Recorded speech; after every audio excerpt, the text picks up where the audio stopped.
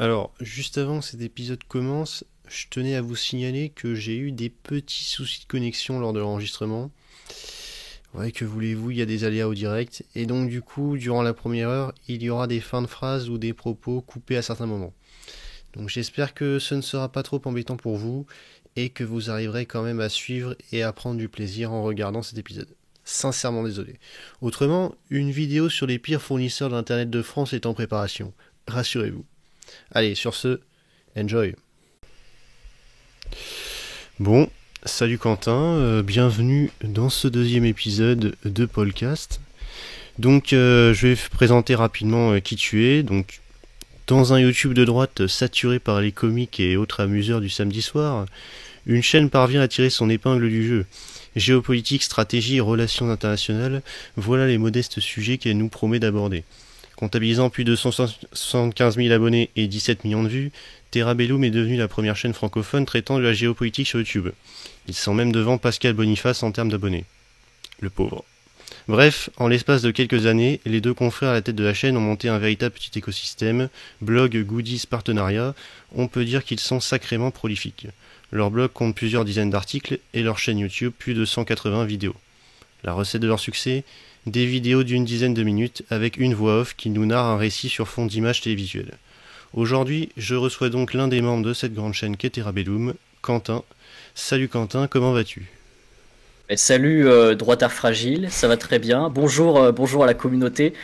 Oui, je cite le nom de ta chaîne, hein, puisque je ne sais pas comment on doit vraiment t'appeler, mais Oui, appelle-moi ça fera Retard l'affaire. Fragile, ça fera l'affaire. Ça va très bien, mais merci beaucoup de m'inviter pour ton podcast, qui je l'espère connaîtra un succès déjà présent et aussi futur. Bah écoute, on l'espère aussi. Alors bon, déjà j'aimerais démarrer un petit peu sur comment dire, l'arrivée de la chaîne Terrabellum, c'est comment ça s'est fait parce que j'ai cru comprendre que vous aviez toi et ton confrère deux chaînes gaming avant. Donc C'est Pokies ça, et Codran Folmer si je dis pas de bêtises. tu as bien mené ton enquête, Et c'est ouais, bien. t'as vu. Et donc pourquoi vous êtes passé finalement du jeu vidéo de stratégie à la géopolitique?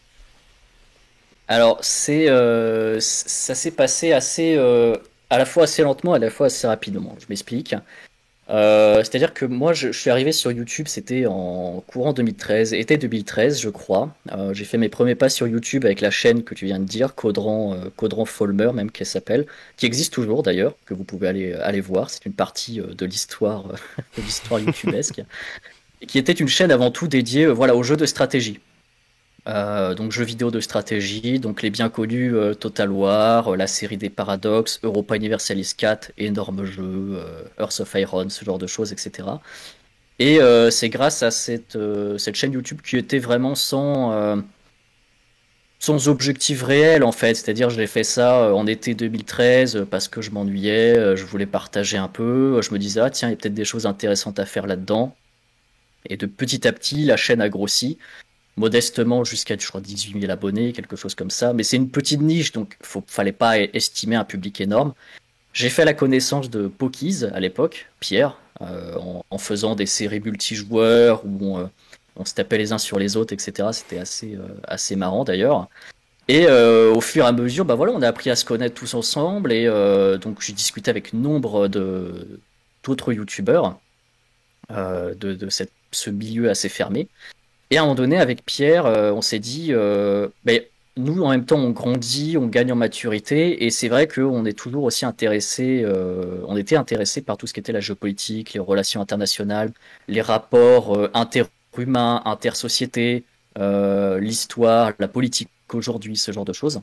Et on voyait l'état du net français, avec beaucoup de vulgarisateurs, etc., qui faisaient souvent un travail très bon d'ailleurs mais qui comportait des fois, on trouvait certains voilà, petits biais idéologiques, par exemple à gauche, ce genre de choses, qui étaient parfois aussi très simplistes, tout simplement. C'est-à-dire que on expliquait les relations internationales d'une façon un peu, je schématise, mais un peu, voilà, le bon gars d'un Hmm. côté versus le mauvais de l'autre, et comme le mauvais est forcément mauvais, bah, il aura toujours tort, etc.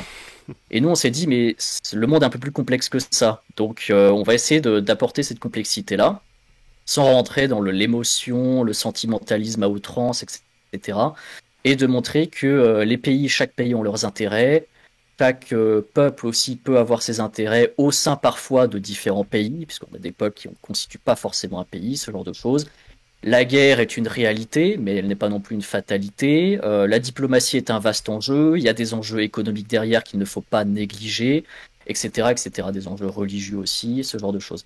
Et on a voulu mettre ça en avant, et on a commencé donc la chaîne en septembre 2018, Terra Bellum. Et à partir du moment où on s'est lancé là-dedans, on avait les bases de notre communauté en plus gaming à l'époque, qui nous a, bon, c'était 3000 abonnés qui sont allés dessus, hein, c'était pas énorme non plus, mais à l'époque, voilà, au moins il y a déjà un public pour le lancement, quoi. Et au fur et à mesure, bah, c'est pareil, on a lancé la chaîne, contenu régulier, donc très formaliste hein, dans notre approche, c'est-à-dire une vidéo hebdomadaire, etc. Un sujet de société, de géopolitique, je veux dire, qui sort. Et on fait ça depuis septembre 2018. Ça a gagné en ampleur. On a réussi à toucher une niche à l'époque puisque c'était très peu développé dans le milieu du YouTube game. Et depuis, bah voilà, on grossit tranquillement, à un bon rythme. On connaît pas de buzz fulgurant qui nous projette sur des plus de 100 000 abonnés par mois. Mais d'un côté, tant mieux, parce qu'en fait, on s'assure une base saine. C'est-à-dire que, Mm. par exemple, il y a beaucoup de chaînes, tu sais, elles vont popper du jour au lendemain. Il y a quelque chose qui fait fureur, qui marche, paf, 100 000 abonnés, du jour au lendemain, et puis peut-être que dans 4 mois, la chaîne n'existe plus. C'est un peu, Oui. bah, c'est un peu des crypto-monnaies, tu vois. Et nous, on est un peu le SP500, tu vois, on monte comme ça, lentement, lentement. Et puis à côté, t'as des cryptos qui montent d'un coup, qui se pètent la tronche ensuite, d'autres qui, enfin, voilà, c'était un peu notre approche en fait, c'est-à-dire du rythme, apporter un peu de sérieux aussi quand même, parce que le ton est très sérieux sur la chaîne. Et voilà, et le public était demandeur, ce qui fait qu'aujourd'hui on a un public francophone, et je dis bien francophone, c'est-à-dire une majorité de Français quand même, mais derrière on a toute la francophonie, donc des Belges, des Suisses, des Canadiens, beaucoup d'Africains, des Asiatiques, etc. On a vraiment tout un panel de populations autour de notre chaîne qui viennent justement parce que on n'est pas un média, on va dire sponsorisé ou institutionnel. On n'a pas on essaye de ne pas avoir un ton médiatique, même si au final on développe notre propre ton. C'est-à-dire que quand on arrive sur YouTube depuis 3 ans, au bout d'un moment, les gens ils se disent mais Terra Bellum c'est quoi? C'est un média, il y a des sponsors derrière, il y a du monde, comment c'est, qui êtes-vous? Tu vois, qui êtes-vous? Et certains voilà, pensent vraiment qu'on est une sous-officine de TF1 ou des trucs comme ça. Enfin, non, je schématise un peu, personne nous a dit ça, mais ça peut arriver quoi. Et en fait, c'est ça notre force, c'est-à-dire que nous, on est vraiment un média indépendant. C'est-à-dire qu'aujourd'hui, il y a beaucoup de... C'est la mode est aux médias indépendants aujourd'hui, hein, il y en a partout. Mais les médias indépendants, souvent, en fait, ils sont indépendants, mais derrière, bon, tu vas avoir des gros fonds qui vont arriver, qui vont Mm. poser la structure avec déjà des personnes, des équipes, des cadres, etc. Je dis pas qu'ils sont pas bien, hein, ils font leur boulot sur le net. Mais nous, en l'occurrence, on était vraiment un média indépendant à l'arrivée, 2 personnes.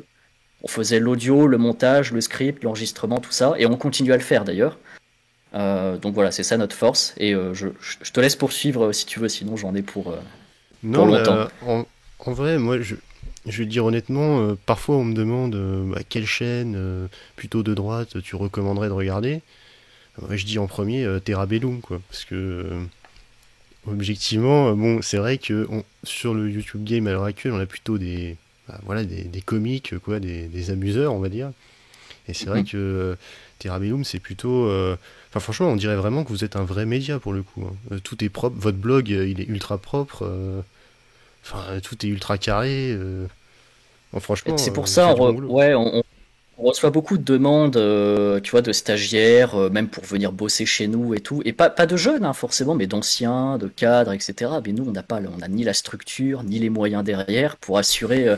Mais on pourrait. Et encore une fois, il faudrait avoir des financements, des fonds, ce genre de choses. Ça arrivera peut-être un jour, mais pour le moment, on se dit, on continue comme ça et on essaye d'évoluer aussi en parallèle. On a beaucoup de projets à venir pour l'année 2022 et les années à venir. Mais on avance à notre rythme tranquillement, sereinement, en gardant les bases. Et c'est assez amusant d'ailleurs. Qu'est-ce qui te fait dire que Terabellum est de droite en fait? Alors, je vais être honnête, au début, j'en savais un peu rien, tu vois. Et Hmm. simplement, en fait, la première vidéo que j'ai regardée de Terra Bellum, je crois que vous parliez de l'Europe ou un truc comme ça. Et à un moment, vous commencez à balancer pour moi le truc, tu vois, ça peut te sembler étrange, mais ça m'a donné ça m'a mis la puce à l'oreille, tu vois. Vous avez dit, oui, pensez qu'on va pas rembourser la dette et tout, c'est complètement surréaliste ou je sais pas quoi. Et là, je me suis dit, oula, il y a un truc que j'entends jamais, tu vois, sur Internet, je me dis, c'est bizarre. Et en fait, à un moment, j'ai regardé un de vos lives, vous faisiez un Political Compass, et là, Oui, oui, oui, oui. j'ai vu le résultat, tu vois, donc j'ai compris que bon, c'était plutôt de droite. Et puis après, j'ai vu votre blog, sur votre blog, vous dites ouvertement que bon, vous êtes plutôt Oui, libéraux conservateurs, si j'ai bien compris. c'est ça. Alors, encore une fois, je ne veux pas parler au nom de du reste de l'équipe hein, dans ce podcast. C'est vrai qu'on est quand même à dominance libérale. Enfin, moi, je me dis libéral conservateur de Mhm. droite. C'est-à-dire, aujourd'hui, je comprends le contexte politique où on a beaucoup de personnes qui vont se dire, tu sais, ah, droite-gauche, ça n'existe plus, la politique est trop diffuse, elle est trop opaque, etc. Et d'un côté, je les comprends parce que c'est en partie vrai. Il y a eu beaucoup d'ingénierie sociale ces dernières décennies qui ont fait qu'en réalité, la plupart des gens n'arrivent pas à se situer. Mais en réalité, moi, j'ai puisé dans les fondements historiques, je suis allé creuser, je suis allé creuser au fond de l'histoire pour justement découvrir que oui, je suis bien quelqu'un de droite, je suis pas de gauche, et je suis en plus de ça libéral conservateur. Euh, je peux l'expliquer un petit peu si tu veux, si Vas-y. ça vous intéresse. Ouais, ouais, ça nous intéresse. C'est- C'est-à-dire que moi, l'histoire, je la fais remonter déjà de base au grand tournant, en l'occurrence en France, c'est-à-dire la Révolution française. C'est-à-dire, voilà, pour moi, 1791, c'était le moment où le conservatisme libéral aurait pu être à son apogée. 1791, tu as quoi? C'est la monarchie constitutionnelle. Hmm. C'est-à-dire, Louis XVI s'est fait un petit peu botter le train. On a mis en place une forme de monarchie constitutionnelle, donc la fin de l'absolutisme qui avait été mis en place sous Louis XIV, à savoir le roi tout-puissant, le roi nature divine, ce genre de choses, qui n'existait d'ailleurs pas forcément avant. Hein. C'est vraiment Louis XIV qui l'a mis en place, c'était un processus long, etc. Ça a été aboli avec Louis XVI, la Révolution française, et 1791, donc on arrive à une forme de monarchie constitutionnelle, avec ce qu'on appelle une assemblée nationale législative, où tu as, alors à l'époque c'est pas encore des partis, on appelle ça pas encore des partis, mais tu as un peu des bribes qui commencent à se former, et tu as à cette époque-là donc une aile droite, qui est alors qui n'est ouais, pas pro-monarchiste, mais qui dirait défend voilà le principe, la révolution est terminée, on reste sur ces bases-là, on va reconstruire le pays, on va structurer la France, on a beaucoup de choses à faire, on rentre dans le 19e siècle, etc. La révolution c'est fini, on a notre parlement, on a le roi, on a la constitution, les droits de l'homme ont déjà été évoqués avant, la constitution est là, la nation française est apparue, le roi n'est plus roi de France mais roi des Français, nuance aussi, et voilà. Tu as une énorme partie au centre qui est un peu entre tout le monde, qui est en fait voilà, pas modéré, mais qui, on va dire, essaye de cueillir un peu l'apanage de tout le monde. Je suis d'accord avec ça, avec Sies. Et parti qui est à gauche, qui eux vont être dans l'action de la Révolution. C'est bon? Ah, voilà. Parfait, voilà. Alors, Bon, bah écoute, tu veux que je reprenne où? que tu reprennes, tu disais, donc, t'as expliqué en gros qu'il y avait une droite qui disait la révolution c'est un peu terminé, après qu'il y avait un centre, et je crois qu'on s'est arrêté à peu près là. C'est ça, d'accord. Et donc voilà, et tu avais une fraction à gauche de cette assemblée qui, elle, voulait poursuivre la révolution, abat les tyrans dans toute l'Europe, donc abat les monarchies, déclarer la guerre, etc., etc. Et ben, les faits ont fait que justement cette Assemblée nationale législative n'a pas réussi à se maintenir au pouvoir. Donc la monarchie constitutionnelle en France n'a pas été vraiment une expérience durable. C'est cette gauche qui, en fait, via plusieurs discours hein, qui sont basés sur voilà, l'universalisme, sur encore une fois les émotions, ce genre de choses, a pris le pouvoir, ont formé la Convention, et cette convention qui ensuite va diriger la France après cette brève période de monarchie constitutionnelle, c'est en gros les trois quarts de la Révolution française qu'on connaît ensuite, avec la période de la terreur, avec la période des guerres coalisées dans toute l'Europe, parce qu'il faut répandre la République, parce qu'il faut répandre la liberté, parce qu'il faut abattre les tyrans. Et puis après, c'est cette gauche-là qui va ensuite elle-même se fracturer et s'égorger entre eux, en fait. C'est un peu ça la réalité. Donc quand on remonte voilà, à cette base politique, puisque les bases politiques de la France moderne sont la Révolution française, moi je me dis de droite, déjà voilà. Hmm. Et ce que je constate, c'est que la gauche, pour moi, est déjà, à cette époque, un ennemi politique, en réalité. Donc voilà, c'est-à-dire qu'aujourd'hui, si tu veux, dit ça très brièvement, mais quand aujourd'hui on voit beaucoup de gens qui déjà se disent, ouais, la droite, la gauche, etc., ne ressemblent pas à grand-chose, bah, il faut essayer de remonter à l'époque où justement tu n'avais pas cette opacité. Et à ce Mm. moment-là, quand l'époque est moins opaque, là tu peux peut-être te trouver une vocation politique et te dire vraiment concrètement, bah voilà, je me sens plutôt de gauche, il fallait poursuivre la révolution, je me sens plutôt de droite, il fallait stopper la révolution et se baser sur un régime de monarchie constitutionnelle. Et en tant que libéral conservateur, moi c'est ma vision des choses. C'est-à-dire qu'aujourd'hui, le conservatisme, si tu veux, est un gros mot. Le libéralisme est un gros mot aussi en France. Le conservatisme a perdu de son sens en 2022. Être un conservateur, théoriquement, aujourd'hui, ce serait soutenir la politique actuelle, tu vois, dans sa définition brute. Mm. Parce que tu es conservateur, tu soutiens le régime actuel, il ne faut pas de changement, etc. Donc en réalité, c'est pour ça le conservatisme, déjà, c'est un travail de fond, sur l'histoire notamment, pour comprendre les origines de cette pensée en France et comprendre le combat principal qui est un combat contre la gauche en réalité. Et ce qu'il faut comprendre, c'est que la gauche, et ensuite plus tard le socialisme, puisque là je parle vraiment de la gauche originelle, hein. Il n'y a pas de woke, de trucs comme ça, etc. Le socialisme n'existe pas encore, le communisme non plus, etc. Et bien tout ce qui ensuite va être arrivé sur le territoire politique, et le socialisme notamment, j'en viens du postulat que par exemple le socialisme ne peut pas accepter la complexité réelle de la société humaine. C'est-à-dire que tous les deux, par exemple socialisme, communisme, etc., détournent l'attention de l'individu de ce qui est réel vers un idéal et une utopie. Là, on va rentrer un peu dans la philosophie, ce genre de choses. C'est du Tocqueville, hein. Tocqueville qui est d'ailleurs un libéral conservateur français, qui est très peu populaire en France, mais surtout aux États-Unis Mm. et en Grande-Bretagne. Et voilà, et par exemple, tu vois, le socialisme, ça va être l'égalité pour tous, qui a une notion et il y a une notion d'universalisme également, enfin des concepts assez abstraits, la fin de l'indistinction entre les personnes, etc. Ce genre de concept de la gauche originelle qu'on retrouve aujourd'hui, en réalité. Mm. Donc voilà, et le conservatisme, justement, se pose face à cela, faisant la promotion du réel, d'un certain pragmatisme. Et actuellement, aujourd'hui, par découlement, ce serait le seul et unique adversaire du progressisme à outrance, dans ce qu'il a de plus délirant, bien sûr.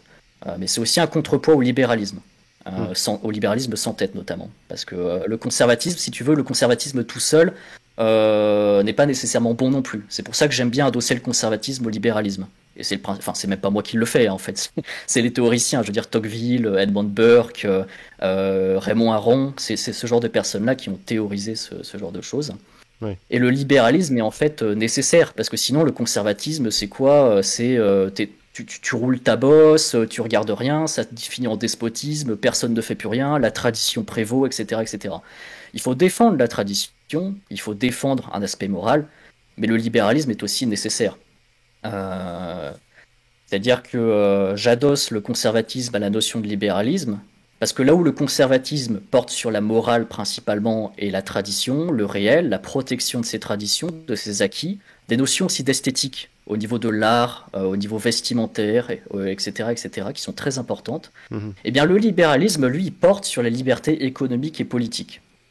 Le conservatisme seul, c'est quasiment du despotisme. Et les deux peuvent aller ensemble, ce qui permet d'équilibrer et de favoriser l'initiative individuelle, par exemple. La formation de soi, le développement de soi, en dehors des carcans étatiques ou en dehors de la masse d'individus qui seraient tous égaux. Et qui, d'ailleurs, c'est assez marrant, mais aujourd'hui on vit dans des sociétés très libérales économiquement, mais pourtant les individus se ressemblent de plus en plus. Ce qui est Ah assez ouais, tu paradoxal trouves? en soi. Ben, je trouve, ouais, on arrive un peu à une espèce d'utopie en fait égalitariste où au final, paradoxalement, le libéralisme à outrance a mené à ce que les individus se ressemblent de plus en plus. Alors pas tous, hein, évidemment, je schématise encore une fois, mais Donc c'est un peu un ressenti en fait. tu fais un peu le michéiste en gros qui pense qu'il y a une alliance entre le libéralisme économique et le libéralisme culturel de la gauche, on va dire. Ben, il y aurait un peu de ça en fait, et encore une fois, pourtant le libéralisme est nécessaire, tu vois. Mm. C'est-à-dire que le conservatisme a besoin d'un cadre pour être contrebalancé. Il faut favoriser l'initiative individuelle, la formation de soi, le développement de soi, etc., etc. Et pour faire de la bonne politique, c'est ce que dit Tocqueville, le régime parfait du libéral conservateur, il y a 3 points en fait. Le premier point, c'est l'individu citoyen, c'est-à-dire alors pas le citoyen autiste, mais le citoyen actif, proche du réel, qui exerce son métier, qui fonde un foyer, qui est une forme de citoyen grec en fait, dans sa forme. C'est-à-dire pas quelqu'un avec 3 poils sur le menton qui fait de la politique à partir de ses 16 ans et qui fera toute sa carrière derrière, tu vois. Déjà c'est ça, c'est l'individu citoyen. Oui. Le deuxième point, c'est la morale. La morale, alors en Europe, mais tu peux adosser ce modèle-là à d'autres civilisations, en Europe la morale elle va être avant tout chrétienne, notamment pour les valeurs morales, et en réalité même les droits de l'homme sont imprégnés de christianisme en réalité. C'est un peu la civilisation helléno-chrétienne au sens large. Et le troisième point, c'est il faut un garant de la morale au pouvoir limité, mais qui doit fédérer ses valeurs. Et typiquement, c'est soit le principe de la monarchie constitutionnelle, soit même en république, ça peut être un président, ce genre de choses.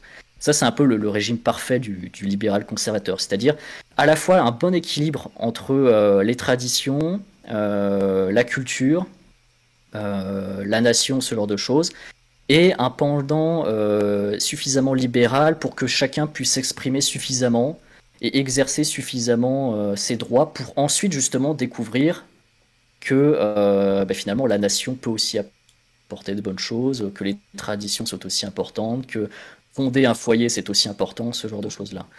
Le gros problème en France, c'est que cette vision des choses-là, elle n'est pas populaire. C'est-à-dire que tout au long du 19e siècle, la Révolution française, je t'ai dit, monarchie constitutionnelle, elle est abolie, c'est la Convention qui prend le pas, donc la gauche qui prend le pas sur la Révolution. La guerre est déclarée à toute l'Europe, la guerre civile est déclarée en France, c'est la terreur, la gauche elle-même ne sait pas où elle va, elle s'entretue, et voilà. Et après, comme dit Tocqueville, c'est-à-dire que les régimes, comment dire, il faut éviter à tout prix cette forme justement de régime chaotique. Et la révolution était un chaos. Oui. Parce que c'était un chaos les plus total. Et en fait, ce qui est assez paradoxal, c'est que le chaos et la tyrannie laissent place ensuite au régime autoritaire. C'est exactement ce qui s'est passé. Alors en France, on a eu plus ou moins de chance. Parce que le chaos et la tyrannie ont laissé la place ensuite au directoire et ensuite à l'Empire, au consulat et à l'Empire. Et Napoléon, même si il a eu des bases révolutionnaires, était au final plutôt dans une politique de remise en contexte, de conservatisme justement. Là où par exemple en URSS, en 1917, 1919, etc., là le chaos et la tyrannie ont mené ensuite sur les bases d'un régime autoritaire qui s'est ensuite mué autour du régime stalinien. Donc le contexte est vraiment différent. Finalement en France on s'en est pas si mal sorti. Mais si tu veux, après Napoléon, la fin de l'Empire, etc., le grand problème, c'est que les monarchistes reviennent au pouvoir, mais c'est pareil, la Révolution a fait que tous les penchants politiques se sont radicalisés, les monarchistes se sont radicalisés, ils bafouent, ils ne sont même plus en lien avec une monarchie constitutionnelle, ils veulent un retour à l'absolutisme, ils veulent ce retour à l'abolition de la Constitution, etc., qui va mener en fait à un 19e siècle qui ensuite, par l'histoire, est un chaos des plus totales pour la France. C'est-à-dire que souvent, il y a beaucoup de nations, par exemple, je pense à la Chine, où ils ont un discours où le 19e siècle est un siècle de honte, tu sais, où la Chine la Chine des Ming, des Qing, pardon, se fait plier par les puissances européennes, par la puissance japonaise, se font dépecer dans tous les sens, etc. Et en vérité, le 19e siècle en France est aussi une période de chaos. Alors il y a eu des hauts et il y a eu des bas, mais on a aussi eu une période assez similaire, c'est-à-dire qu'après le retour des rois, on a une première révolution, on a le retour de la monarchie constitutionnelle, qui aurait pu être un excellent régime, c'est-à-dire la période Louis-Philippe, mais qui, pareil, va être totalement saboté, etc. Après, on a le retour de la République, le chaos, la tyrannie, le Second Empire, Napoléon III. Sachant que le Second Empire, il y a une période assez intéressante aussi, c'est la phase libérale de l'Empire, je crois que c'est à partir de 1860, qui est une phase assez intéressante puisqu'on a un empire, on a un empereur, mais l'empereur fait des cessions au niveau politique, et tu peux commencer à élire différents députés, ce genre de choses. On revient à une forme un peu de monarchie constitutionnelle, qui est assez intéressante. Mais après, c'est pareil, on a le traumatisme prussien. La France se fait balayer par la Prusse, et comme les Chinois se font balayer par les trois quarts du monde, la France se fait balayer par la Prusse, et on développe ce complexe. Et la France, après la chute du Second Empire, son grand complexe, c'est un complexe d'infériorité face à l'Allemagne, en fait. Hmm. Et tu vas voir la Troisième République dominée par la gauche politique, encore une fois. Et voilà, et l'histoire se poursuit comme ça. Et en fait, au bout du compte, l'histoire est vite pliée. Hein. Troisième République, tu vois à peu près ce que ça donne. Première Guerre mondiale. Ensuite, on arrive, le chaos des années 20, les crises des années 30. Seconde Guerre mondiale, l'humiliation. Et hop, c'est bon, on est déjà quatrième, cinquième République et on arrive aujourd'hui, tu vois. L'histoire est vite faite, en réalité. Eh bah, putain, c'était complet. Hein. Mais... Je pense que je pourrais être plus complet, mais ouais. je laisse poursuivre. Non, Je te laisse mais... poursuivre, vas-y. Du coup, finalement, c'est quoi le régime idéal? C'est la Cinquième République parce que ça combine des éléments de monarchie et de libéralisme politique, entre guillemets, ou il faudrait carrément revenir à une monarchie constitutionnelle Quand tu regardes ce qu'a fait De Gaulle avec la Cinquième République, c'est exactement ça. On peut penser à une forme, tu sais, de monarchie constitutionnelle, sauf qu'à la place d'un monarque, on a un président. Et c'est ça la cinquième, en fait. Le problème étant que le président est aussi élu, etc. Et qu'au fur et à mesure du temps, on s'est rendu compte que la Cinquième République se désagrègue petit à petit, en fait, puisque je pense qu'à partir de François Mitterrand, c'est le moment où la Cinquième République... Enfin, même à partir de mai 68, en fait, De Gaulle part, la Cinquième République n'a même plus vocation en fait à exister et on en voit les limites. C'est-à-dire que la personnalité, le monarque en quelque sens, puisque le président français est en quelque sorte un monarque républicain. Hein. Il faut voir d'ailleurs cette arrogance que peuvent avoir certains qui n'arrivent pas à supporter ce poids, qu'à voir Emmanuel Macron aujourd'hui, et bien d'autres avant lui, qui n'arrivent pas supporter tout ce poids sur les épaules, ce prestige, etc. Le président de la cinquième est une sorte de monarque. Et le problème du monarque, c'est qu'il a beaucoup de poids sur les épaules, notamment dans la Cinquième République, plus même que sous la monarchie constitutionnelle. Et ce qui fait qu'il faut que ce soit une personne qui comprenne les intérêts de son peuple, qui comprenne et défende la Constitution française, qui comprenne les intérêts de sa nation et qui comprenne le monde derrière aussi. Parce qu'il réunit tellement de prérogatives militaires, politique internationale, politique interne, etc., qu'il faut que ce soit une personne qui soit vraiment... on n'en trouve pas comme ça, on n'a pas un De Gaulle tous les 200 ans, quoi. C'est assez compliqué. Donc, je serais assez nuancé. Après, moi, je suis pas dans les théories en mode Sixième République, etc. Le retour du roi, vive les orléanistes, vive les légitimistes, etc. Je laisse l'histoire se faire, tu vois. J'ai mes principes, j'ai mon contexte, j'ai mes positions politiques. Je laisse l'histoire se faire aussi. Si je peux l'influer un jour, pourquoi pas. Mais pour le moment, je laisse. Hein. Faut rester là aussi, avoir la tête sur les épaules. Je veux dire, au nom, je n'en sais rien en vérité. Je n'en sais rien. Elle a des fondements à la fois monarchistes, à la fois républicains, ce qui est intéressant, mais il faut la personnalité derrière, quoi. Et c'est un des gros problèmes de la cinquième, aujourd'hui. Ouais. Et en parlant d'insolence présidentielle, entre guillemets, t'as pensé quoi de la petite déclaration récente de Macron sur il faut emmerder les non-vaccinés et tout? Je vais éviter de faire strike ta chaîne, et la mienne par la même occasion. Vas-y, évite. Mais en gros, alors attends. En gros, moi je suis pour une liberté d'action à ce niveau de la pandémie, au niveau du vaccin, du pass, ce genre de choses. Je suis pour une liberté totale de l'individu. À mon avis, ce genre de questions ne devrait même pas être traité nécessairement par l'État. Et le fait est qu'il y en ait aujourd'hui une imposition, une obligation, une ségrégation même. Je pense que ça va trop loin, je suis désolé. une sorte de ségrégation d'une partie de la population.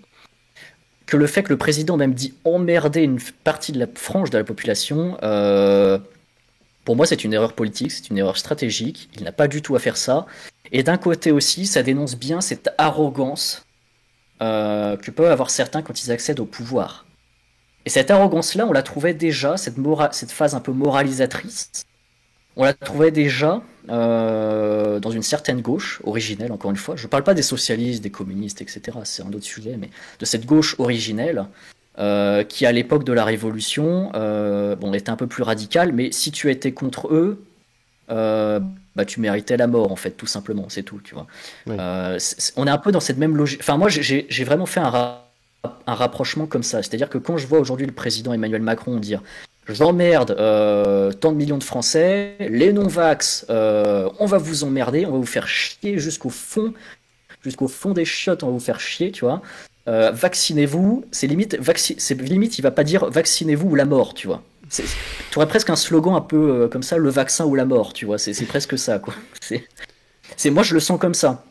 Et je revois un peu cette gauche originelle, moralisatrice de la période révolutionnaire, et même après, hein, la Troisième République, est une période assez intéressante aussi, qu'il faudrait creuser, mais qui est très complexe, mais qu'il faudrait creuser, où on a beaucoup cet aspect de j'ai raison, vous avez tort, donc on va vous l'imposer, même si ça vous plaît pas, on vous la pose, à vous, à vos enfants, à vos futurs enfants, à tout le monde. La structure familiale n'existe pas, la structure personnelle, parce que c'est de la vie privée en fait, c'est du médical. La structure personnelle privée n'existe pas.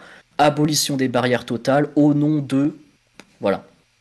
Et non, pour moi, voilà, enfin pour moi, il a fait une erreur politique, mais je sais pas si le peuple français aujourd'hui à la maturité pour y répondre.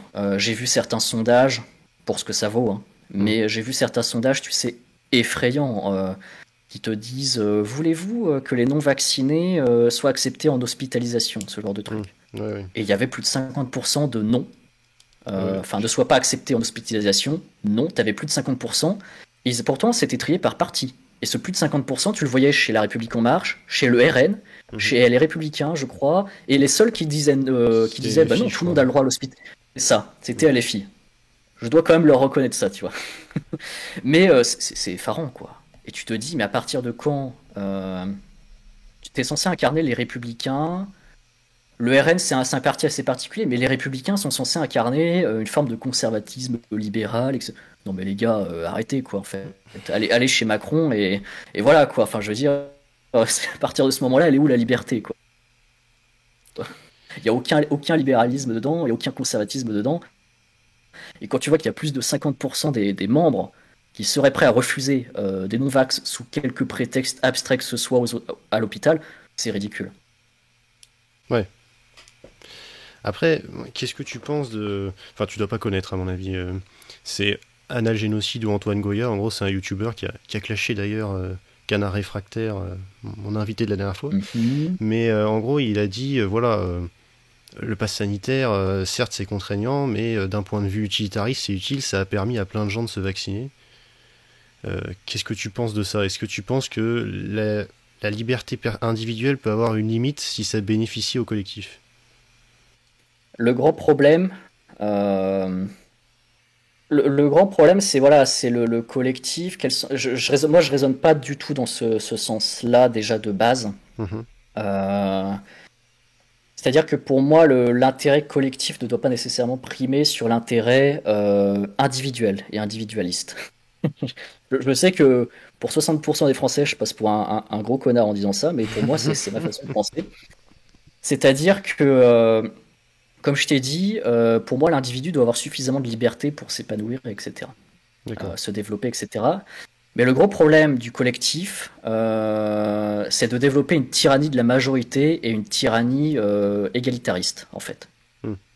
Et, euh, et pour moi, on y arrive en fait complètement avec ce pass-là qui est imposé au nom de valeurs qui sont certes pour moi, c'est de l'ingénierie sociale. C'est-à-dire que pour moi, c'est une escroquerie. Derrière, en fait, tu as toujours un aspect. Ils n'ont pas réussi à faire cette égalité et à former cette union collective précédemment, mais là, parce que c'est sanitaire, parce qu'il y a une pandémie, il y aurait un concept supérieur. J'en suis pas forcément persuadé, en fait, parce que ça, ils auraient déjà pu le faire pour d'autres maladies avant.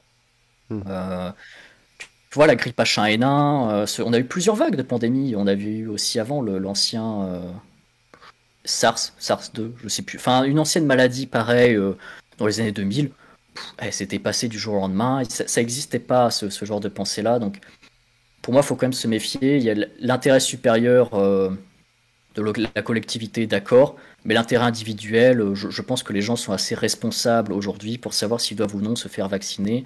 Et moi, ça me dérange absolument pas de savoir ou non, parce que je m'introduis pas dans la vie des autres en fait, hein, de savoir si mon voisin, mon collègue de travail, le gars qui va me serrer, qui va me donner le pain ou quoi, est vacciné ou non. Je vois absolument pas l'utilité quoi. Euh, Ok. Après, je comprends leur logique. Hein. Je comprends parfaitement leur logique que oui, l'intérêt collectif pourrait primer sur l'individualisme, que le pass permet, mais par la force, encore une fois. Hein. Enfin, on Hmm. l'impose par la force, quoi. Pour moi, voilà, ça s'arrête là. On impose le pass par la force, etc. Bon, je le comprends, hein, dans une certaine logique, je le comprends tout à fait.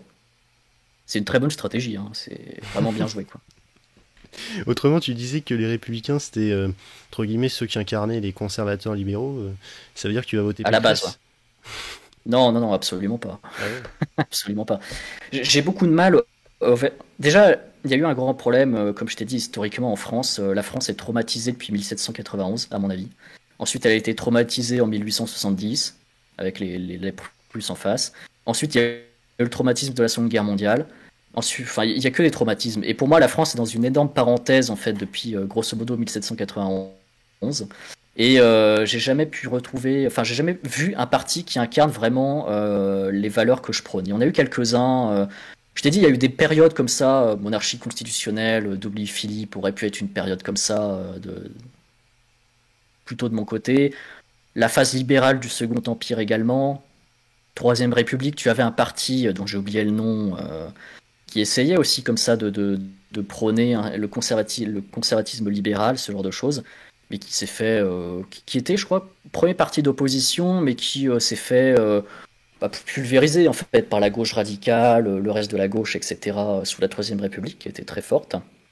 Et théoriquement, en fait, De Gaulle incarnait ses valeurs de conservatisme libéral. Ensuite, le RPR. Mais le problème, c'est que LR est complètement parti. Bah déjà, LR, le gros problème, c'est que je pense qu'il y a eu un tournant. Il y a eu un gros tournant qui devait déjà être amorcé avant, mais qui s'est amorcé vraiment sous Sarkozy. Où Sarkozy, en fait, en réalité, a une continuité de la politique d'interventionnisme, de prolongation. En fait, il y a une continuité, Sarkozy, de la politique mitterrandienne, en fait. C'est-à-dire l'interventionnisme à outrance, les guerres humanitaires, destruction aussi, destruction de l'appareil en France industriel, le tissu industriel, ce genre de choses. Donc LR n'incarne plus du tout ce genre de pensée. En fait, LR aujourd'hui devrait se ranger, devrait se briser déjà. Et une partie devrait se ranger du côté de la République en marche. Et s'il y a un autre parti intéressant aujourd'hui qui se rapprocherait le plus de l'idéologie conservatrice libérale, ce serait éventuellement Zemmour, tu vois. Hmm. Le RN, pour moi, n'est même pas. Bah, le RN, en fait, c'est un parti d'extrême droite, quoi. C'est. Il y a pas des fondements, je trouve, intéressants, surtout aujourd'hui. Et c'est très. Et tu vois qu'il y a quand même, mais même chez Zemmour, hein, je l'ai vu, il y a beaucoup d'opportunisme électoral, c'est-à-dire que tu sais pas pourquoi, tu te dis, oui, vive le libéralisme et le conservatisme. Puis dans ton programme, tu vas avoir écrit, ouais, plus d'aide pour ceci, pour cela, plus de trucs, plus de. Puis t'es là, en fait, tu comprends que, bah oui, bon, c'est des trucs, c'est des valeurs électoralistes, et c'est vrai qu'effectivement, dans le cas actuel, si t'enlèves ça aux Français aujourd'hui, ou si tu leur dis, bah non, en fait. On arrive dans une société réaliste, il va falloir se bouger, etc. Ils sont pas prêts, quoi. Hmm. Mais non, moi, mon vote n'ira pas pour Pécresse, clairement pas. Après, je sais pas. J'attends d'en savoir plus. Déjà, est-ce que Zemmour aura toutes ses signatures, par exemple? Ça, on le sait pas non plus. Est-ce Ouais. qu'il va aller au bout de son programme? Comment va se poser son programme? Ce genre de choses. Mais déjà, Tocqueville, au 19e siècle, disait mon parti n'est. Enfin, ma vision politique des choses n'est représentée nulle part en France, en fait, en Hmm. réalité. Parce que ce genre de pensée-là n'est pas. Comment dire, a été éclipsé. Il y a eu trop de choses qui sont passées dessus depuis et n'existent quasiment plus, quoi. Donc moi, je fais mes petits trucs dans mon coin et je suis pas là à théoriser sur 15 000 parties, quoi. Oui. Mais pour toi, Zemmour, par exemple, c'est moins à droite que le RN. Zemmour est moins. Pour moi, est moins à droite que le Rennes. Zemmour, en fait, pour moi, incarne vraiment. Bah, attends, je vais te prendre son programme sous les yeux. Je t'ai dit, je retrouve vraiment une volonté libérale derrière de laisser l'individu face à ses choix, à Hmm. ses enjeux. notamment avec, tu vois, des allègements, la fin des allègements fiscaux, la fin, c'est quoi déjà la fin de la redevance TV, l'abolition des taxes sur les héritages qui pour moi sont une honte ultime, enfin ce genre de choses, tu vois, il y a un aspect très libéral derrière qui, je sais pas si ça vient de lui, hein. Peut-être que ça vient d'un cercle proche qui le pousse à faire ça en disant tiens, on veut bien te soutenir, mais fais un petit programme libéral derrière. Et de l'autre côté, tu as quand même des valeurs assez conservatrices en termes de maintien de la enfin tu sais tout ce qui est souveraineté française, ce genre de choses. Enfin tu Mhm. sens que voilà, il y a une image de la France derrière qui veut retrouver. Est-ce qu'il y arrivera? Est-ce que c'est du pipeau? Est-ce que c'est du vent? Nul ne le sait, hélas. Et c'est vrai qu'encore une fois, il faut nuancer aussi certains propos. Je veux dire, tu vois qu'il y a des. J'arrive même pas à trouver son programme. Tu vois qu'il y a certaines choses qui sont placées dans le programme, c'est purement France Info, mais je veux pas France Info, moi. Après, Ils sont concernant... placés pure. Vas-y, Mhm. vas-y, fini. Non, non, vas-y, je te laisse, je te Non, laisse. mais enfin, J'essaie de concernant chercher son programme. le libéralisme, à mon avis, je pense que il y a un peu Charles Gave, tu vois, qui était derrière tout ça, Mhm. parce que avant Zemmour, je le voyais pas avoir un discours aussi libéral, tu vois. Quand je l'ai vu face à Mélenchon, j'étais en mode, oula, Oui. il y a eu un virage là. Tu sais que j'ai eu le même sentiment avant. Au début, je me suis dit, en fait, bah, Zemmour, c'est quoi la différence entre Zemmour et le RN, en fait, au final? Hmm. Et je pense qu'il joue sur cette faction libérale pour essayer de se distinguer du RN. Parce que le RN, au final, est très dans le social, mine de rien. Tu sais, ils sont dans. Alors, il y a eu la branche Philippot qui a disparu depuis, mais Philippot avait introduit cette notion Oui. très RN social, ce genre de choses, etc., etc. Et c'est vrai que Zemmour, lui, est plus en mode, ben, on va se détacher de ça, on va prôner une forme de libéralisme économique tout en ayant un programme conservateur. Donc théoriquement, ce serait l'homme le plus proche du libéral conservatisme. Après, encore une fois, il faudrait creuser dans le programme, dans ses dires, dans ce qui va réellement se passer. Et les mois qui arrivent seront très intéressants, puisque là encore, on est encore un peu trop tôt. Il y a certaines prises de position qui sont intéressantes, je trouve, Mhm. à voir ce que ça donnera, tu vois. Après, comme je t'ai dit, le gros problème de la cinquième et c'est qu'il y a une figure présidentielle très forte. Or, le conservatisme à la base n'est pas non plus une centralisation à outrance, quoi. Oui. C'est-à-dire que par le libéralisme, il faut que l'individu citoyen puisse créer, tu vois, des institutions, des cercles, des corporations, des clubs pour les ouvriers, pour les notables, pour les chefs d'entreprise, en fait, pour toutes les strates de la sphère. Des choses d'ailleurs qui pour certaines, les corporations, c'est quelque chose, c'est médiéval, ça existait avant. Tu avais ta Hmm. corporation des forgerons, voilà, ils n'ont pas attendu les syndicats et les communistes pour former des syndicats, quoi. Mais ça, tout ça, c'est des thématiques qui ont depuis été, alors de moins en moins, c'est d'ailleurs des fois le RN qui récupère les ouvriers, mais qui pendant une longue époque ont été récupérés. Est-ce que ça fonctionne? Allô. Ah oui, putain, enfin. Moi, quand je disais que Mako était éclaté dans ma chambre, c'était pas une blague, hein. Ah, c'est dramatique. Bon, alors Ah parlons. bah, C'était. vas-y, je t'en prie, reprends tes questions si tu veux.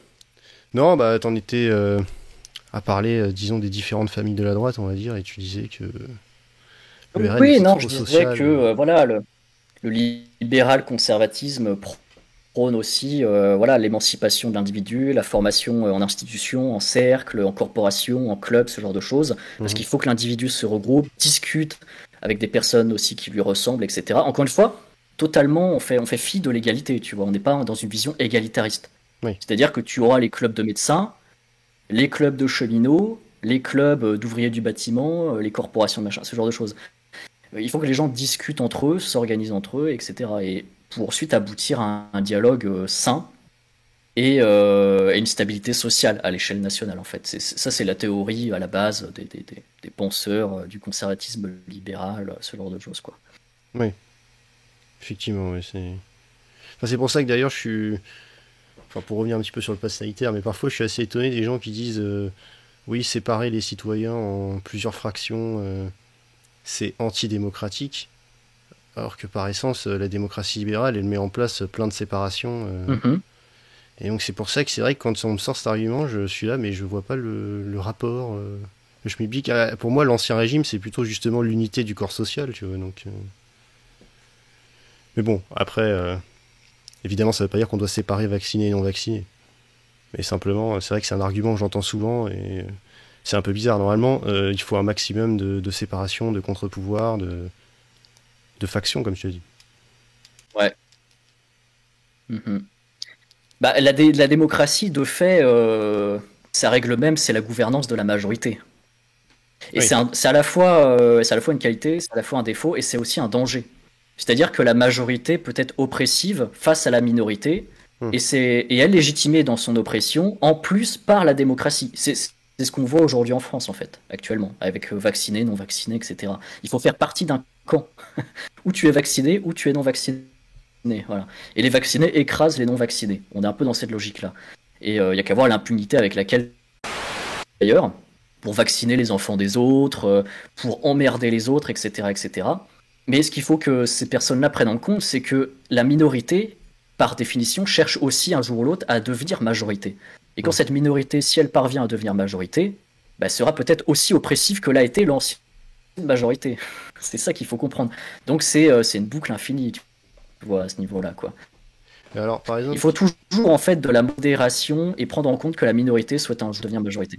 Mhm. et qu'est-ce que tu penses de ceux qui disent que la majorité, c'est le prolétariat, et qu'à l'heure actuelle, c'est la bourgeoisie qui domine, donc finalement, c'est un peu une minorité quoi, qui est à la tête de la société. T'es d'accord avec ça, ou tu te dis non, c'est complètement fou? Je leur dirais, ouais. Alors, je comprends ce discours-là. Pour moi, c'est la gauche qui est au pouvoir. Mais comme je t'ai dit, c'est la gauche en réalité originelle. Hmm. Et il y a plusieurs gauches. Donc oui, et en vérité, ils ont raison quand ils disent que c'est la bourgeoisie qui est au pouvoir. Oui, c'est la bourgeoisie qui est au pouvoir. C'est un fait, oui. C'est un fait. Ils ont raison, hein. Et c'est la gauche bourgeoise qui est au pouvoir sous cette république, sous la troisième, pendant la période révolutionnaire, ce genre de choses, etc. Donc, je comprends leur logique, je comprends leur raisonnement, et d'ailleurs, c'est de là qu'est né, je crois, peut-être même le socialisme et ensuite le communisme. Alors, il y avait des régimes, tu vois, très monarchiques et durs au 19e siècle qui n'avaient rien de gauche, hein, certes, Mhm. mais le socialisme et le communisme sont en fait une évolution de la gauche bourgeoise pour justifier derrière justement le fait qu'il y a un prolétariat, ce genre de choses, etc. Donc oui, je suis d'accord avec eux. Je suis d'accord avec eux, ils ont raison, hein. C'est une gauche bourgeoise qui d'une certaine façon, est aux mains au pouvoir actuellement. Mais c'est pas la première fois, ce sera pas la dernière, et pour le moment, c'est une constante en France depuis la Révolution, hein. Donc va falloir s'y faire, quoi. Ouais. Sauf que toi, ton option, c'est plutôt aller plus à droite, et eux, leur option, c'est plus aller plus à gauche, quoi.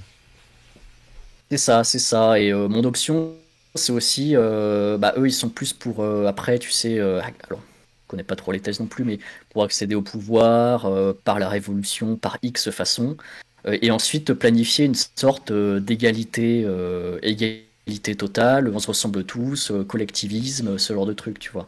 Moi, je sais pas du tout ma façon de penser, c'est-à-dire que je suis plus la libéralisation, bah, lapsus, la libération de ce carcan politique vient de l'individu lui-même en fait et pas du collectif. C'est une façon différente en fait. Voilà, il faut laisser suffisamment de mou Hmm. aux personnes. Et le gros problème aujourd'hui, c'est qu'on se retrouve avec des gouvernements qui sont de gauche. Alors certains diront de gauche bourgeoise, ça dépend du pan politique où on est. Mais bon, moi je dis juste de gauche. Et le problème étant qu'aujourd'hui, ces gouvernements ont une politique un peu bâtarde. C'est-à-dire qu'à la fois, on va être pour ceux qui sont de la gauche dure dans une politique qui va être bourgeoise, et pour ceux qui sont comme nous ou comme moi à droite, on va dire bah oui, mais ils ont des programmes de gauche égalitaristes. Ils promeuvent toujours leur guerre humanitaire aux quatre coins du monde, un peu comme contre les tyrans à l'époque révolutionnaire, sauf qu'aujourd'hui c'est contre les dictateurs fantoches en Afrique ou ce genre de trucs. Irak, Libye, Yougoslavie, c'était pareil. Ça, c'est des guerres qui ont été faites sous des présidences de gauche. Et même Sarkozy, avec la Libye, qui pourtant était de droite, a continué cette politique de guerre humanitaire contre les tyrans, qui montre bien qu'à mon avis, Sarkozy était plus proche de la gauche républicaine originelle que d'une quelconque droite conservatrice originelle, qui normalement ne s'engage pas dans ce genre de guerre moralisatrice dans le reste du monde, quoi. Des guerres sans intérêt, qui en plus mettent à dos des peuples et dont on paye le prix ensuite, quoi. Ouais, mais les théoriciens de ça, c'est un peu les néoconservateurs américains, donc Est-ce qu'ils sont de gauche, les néocons? Bah, ça, c'est une pensée différente. C'est l'histoire des États-Unis, quoi. Hmm. Là, on parle surtout d'histoire de France. C'est vrai que les États-Unis ont aussi, je pense, d'autres raisons de faire ça. C'est vrai que dans ce cas-là, oui, on pourrait dire que c'est des théories ouais, néo-conservatrices, etc. Mais après, encore une fois, là, je parle vraiment d'un libéral-conservatisme Oui. pour la France, quoi. Ouais, ouais. Il y a une histoire bien différente aussi des États-Unis. Mais t'as pas tort sur le sujet, bien sûr. Et qu'est-ce que tu penses de l'Union européenne, tiens? Parce que parfois enfin, en tout cas, sur Internet, à droite, j'ai l'impression que tout le monde est hostile à l'Union européenne, enfin, sauf éventuellement les identitaires blancs Mhm, qui espèrent avoir une nation blanche européenne, quoi. Mais j'ai l'impression qu'à bien Terra sûr. Bellum, c'est un peu plus mitigé, quoi. C'est pas génial, mais c'est Ah, pas non plus c'est... trop nul. Tu as raison, tu as raison. C'est-à-dire que j'aime bien être nuancé sur l'Union européenne parce que, en fait, tu as plusieurs discours autour de ça. Et le problème, c'est qu'aujourd'hui, on est dans une phase où tout le monde a le cul entre deux chaises avec l'Union européenne. C'est-à-dire que, comment je pourrais l'exprimer on dit généralement, tu vois, là pour revenir aux fondamentaux, et je l'ai même dit tout à l'heure en formant des cercles, des corporations, ce genre de choses, en donnant sa place à l'individu dans la société, l'individu sera de fait plus proche de sa localité, de sa région, Mhm. et la nation apparaîtra même comme l'ensemble de communautés le plus parfait en fait qui puisse exister. Parce que c'est très difficile de faire un ensemble de communautés au-dessus de la nation. Après, tu sais, il y a des problèmes de langue, il y a des problèmes de culture, des problèmes de religion, ce genre de choses, etc., etc. Là où la nation incarne normalement cette espèce de réceptacle, en fait, où les gens se trouvent tous des choses qui leur ressemblent. Et l'Union européenne, son problème, c'est que elle est un peu entre deux chaises. C'est-à-dire que à la fois, on a une sorte de sentiment européen qui nous guide, une civilisation helléno-chrétienne. À la fois, au sein même de cette civilisation helléno-chrétienne, on a aussi des divergences catholiques, protestantes, etc., etc. Et c'est assez diffus. Et d'un autre côté, attends, 2 secondes, tu mets 2 secondes, s'il te plaît. Vas-y, vas-y. Bref. Donc, je disais, aujourd'hui, on est dans l'idée, tu vois, il y a deux idées. C'est l'idée que l'Union européenne se substitue à la nation, ou qu'on serait dans une Union européenne avec des nations, qui est une nuance, en fait, tu vois. Hmm. Et à partir de là, où tu es pour l'Union européenne, ou tu ne l'es pas. Mais ceux qui ont entre deux chaises, à mon avis, voilà, ils font que retarder le processus, puisque visiblement, on se dirige de plus en plus vers un processus égalitaire entre les pays, fédéraliste, etc., etc. En tout cas, la politique va en ce sens. Et là où moi je suis assez nuancé dessus, c'est que à la fois j'observe ça, parce que pour moi c'est assez intéressant comme concept, et après, je me dis, est-ce que c'est possible de faire prévaloir une forme de communauté aussi vaste qu'une Union européenne, à un niveau viable, politiquement viable, économiquement viable, etc. Économiquement, visiblement, c'est pas trop mal. Politiquement, après, c'est une autre question. Et par exemple, la défense de l'Union européenne, alors là, c'est pour le moment, c'est mission impossible, ce genre de choses. Donc ouais, je suis assez nuancé parce qu'en fait, en vérité, si tu vois, on explique, il y a beaucoup de problèmes, de défauts, etc. J'aime aussi, il faut pas le cacher, hein, j'aime aussi le fait qu'il y ait des particularismes au niveau des nations, au niveau des peuples. Déjà de base, tu vois, je suis pas pour le collectivisme à outrance ni pour l'égalité entre tous. Je considère que chacun est différent. Et c'est par cette considération que chacun est différent que je vais dire que ben, la Hongrie a le droit d'exister en tant que telle, la Pologne a le droit d'exister en tant que telle, la France aussi a le droit d'exister en tant que telle, etc. Et là, je vais être un peu plus nuancé. Et de l'autre, je dois reconnaître aussi qu'il y a toujours cette notion de mais est-ce qu'il ne faut pas franchir une étape supérieure et dire que bah, maintenant, au-delà de la nation, il y a l'Union européenne. Après, il faut savoir que l'Union européenne, je lisais des textes d'auteurs d'ailleurs, d'auteurs fascistes des années 30, l'Union européenne était un projet aussi fasciste, hein, faut le savoir. C'est-à-dire que éclatement total des nations, égalité entre tout, égalité, tu vois ce que je veux dire, on uniformise tout le monde, Hmm. il y a une seule nation, et l'européenne, etc., etc. C'était déjà dans cette théorie-là. Et c'est assez marrant de voir qu'au final, enfin, certains voudraient qu'on y arrive, quoi. Bah, il y a la nouvelle droite de Alain de Benoît qui faisait un peu ça, qui récupérait le fédéralisme européen. Ah ouais l'antilibéralisme et tout. Donc c'est vrai qu'il y a un peu de ça, quoi. C'est ça, mais c'est ça. Ben, quand tu lis certains auteurs, c'était qui que j'avais lu? C'était hmm, alors tu avais, je crois que ouais, c'était Oswald Mosley, donc théoricien fasciste britannique, qui disait à l'époque, qui disait même après-guerre, donc même après la Seconde Guerre mondiale, face au bloc de communistes, unissez-vous, etc. Il faut former une union des différents. Ouais, alors 1, 2, pardon, 2. t'en étais à unissez-vous, il faut former. Ouais, c'est ça. Ça va pas être trop dur pour toi au montage de tout cut. Ouais, putain, ça va être chiant. Non, mais en vrai, là, je sais pas ce qui. Normalement, je devais me connecter sur mon téléphone, mais je sais pas ce qui se passe avec mon réseau téléphone, ça fonctionne pas de fou. Donc là, je suis sur le Wi-Fi et Ah c'est ouais. une horreur. Là. Oh, mais t'inquiète pas, je vais me démerder, je vais trouver des trucs. Ouais, j'espère que ce sera pas trop Non, non, compliqué t'inquiète. pour toi. Non, donc je disais, oui, voilà, faut avoir ça aussi en conscience, c'est-à-dire que européenne, cette institution est vieille, est ancienne, est aussi prise par une multitude de Oui. courants politiques, et il faut avoir ça aussi en compte. Mais oui, je suis très nuancé. Et là, il y a la présidence française de l'Union Européenne. Quelles sont tes attentes, tiens? Bah, déjà, il va falloir voir si Macron va être réélu en 2022, ce qui, à mon avis, est fort probable. Ah, Et à partir, et à partir de là, bah, la France dans la présidence de l'Union européenne, ça veut dire la poursuite tout simplement de la continuité de la politique dans laquelle on est depuis plusieurs décennies maintenant. Donc, ça veut dire voilà, poursuite du rapprochement avec l'Allemagne, poursuite de l'instauration. Je pense qu'au début, ils vont surtout s'axer autour de mesures économiques, puisque là, on est quand même dans un contexte où une reprise en soi de différents les pays deviennent de plus en plus protectionnistes dans le sens où ils protègent de plus en plus leurs acquis, leur économie, de plus en plus leur économie. Je pense qu'on va s'axer dans un premier temps dans une restructuration économique, mais qui sera européenne. Hein. hum. C'est-à-dire qu'ils vont chercher à faire des grands groupes européens en faisant fusionner différentes industries, ce genre de choses, etc. Et ça contribue d'autant plus à détruire aussi l'aspect, tu sais, de phares industriels nationaux, quoi. C'est-à-dire que, par exemple, Renault a fusionné avec Volkswagen et ça n'a nommé quelque chose d'autre. Je dis n'importe quoi, par exemple, tu vois.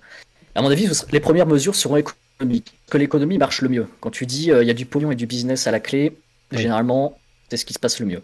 Après, bon, en vrai, va pas falloir s'attendre non plus à des miracles. Je pense que France, Allemagne auront toujours le leadership en Europe, avec derrière en plus l'Italie et l'Espagne, qui ont des régimes assez favorables à l'Union européenne, et devraient continuer à avancer, se politiser davantage, etc. On voit que l'Union européenne essaye de faire, je sais pas si tu as remarqué, un espèce de bloc un peu face à la Russie, face à la Chine, Hum.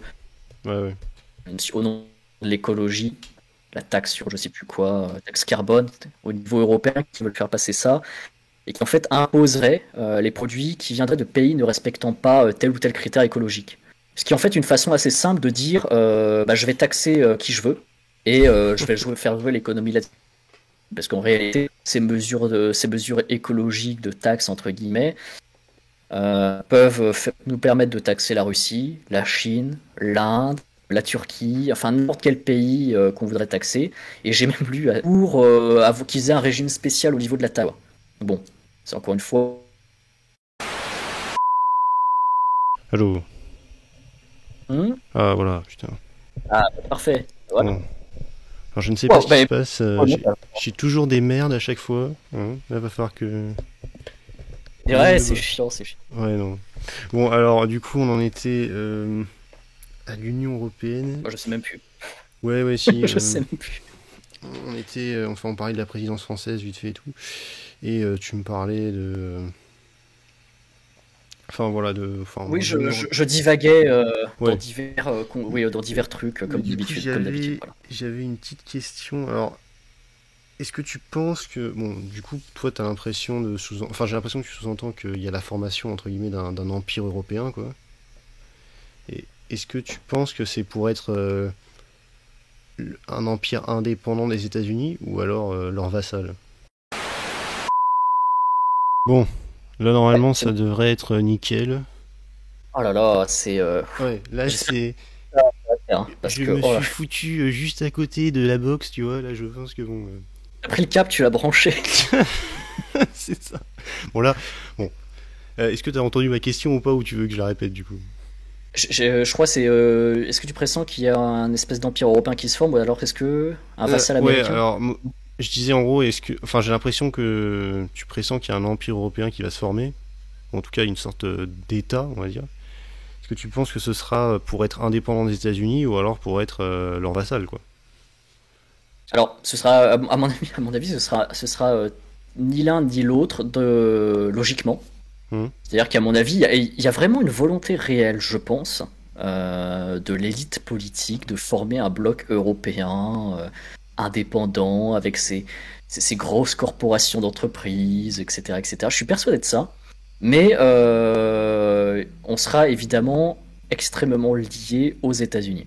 Et tant que les États-Unis seront dominés par des présidents enfin modérés entre guillemets comme Biden, Obama, etc. Il y a juste eu la parenthèse Trump où là l'Union européenne avait commencé un petit peu à frémir. Tant que les États-Unis et que en fait la moitié du monde en réalité, enfin tant que l'Occident en fait continue, tu vois, dans son équilibre comme ça politique, au sein de toutes ses puissances, à mon avis, c'est une sorte d'équilibre qui fera que les intérêts en fait américains seront interliés avec les intérêts européens, etc., etc. À partir du moment où tu as un de ces piliers qui commence à vaciller, c'est-à-dire où tu as par exemple un Trump qui va être élu, là ça commence un peu plus à chouiner du côté de l'Union européenne. Et par exemple, si tu as, je sais pas, des courants un peu plus souverainistes, un peu plus nationalistes, ce genre de choses qui commencent à arriver en Union européenne, là ça va commencer à frémir du côté américain, etc. À mon avis, le monde occidental est vraiment dans une sorte d'équilibre dans lequel il s'est trouvé après un long processus, après la fin de la Seconde Guerre mondiale. Et c'est vrai que les États-Unis ont toujours de toute façon voulu influencer l'Europe, hein. C'est pas nouveau. Donc que les Européens le veuillent ou non, dans tous les cas, les États-Unis feront tout pour essayer de, entre guillemets, de vassaliser l'Europe, mais en tout cas de faire converger leurs intérêts. C'est un fait. Et si après en plus les politiciens derrière sont des américanophiles, sont épris d'un sentiment d'appartenir, de construire quelque chose à l'échelle du monde occidental pour ce qu'il représente aujourd'hui, etc. À mon avis, les intérêts sont tous interliés, quoi. Donc je peux pas vraiment répondre à la question parce que j'aime pas trop faire les boules de cristal, essayer de voir l'avenir, ce genre ouais, c'est très compliqué. Mais j'espère que tu saisis un peu ce que j'ai voulu dire, Ouais, hein. ouais, je vois. Mais après, c'est surtout parce que j'ai l'impression, dans le couple franco-allemand, disons, il y a l'Allemagne qui est plus américanophile, justement. Et peut-être la France, on est un peu plus eurosceptique. En tout cas, le peuple est plus eurosceptique. C'est ça, bah, le peuple français est très émotif, très expressif, etc. C'est ce qui fait que le libéral-conservatisme ici, en France, j'y crois pas trop, tu vois.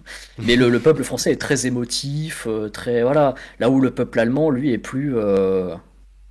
bah, surtout depuis la gifle de la Seconde Guerre mondiale, hein, c'est surtout ça en réalité il faut le dire, hein, bah, est très voilà, modéré, centriste, dans la modération, etc.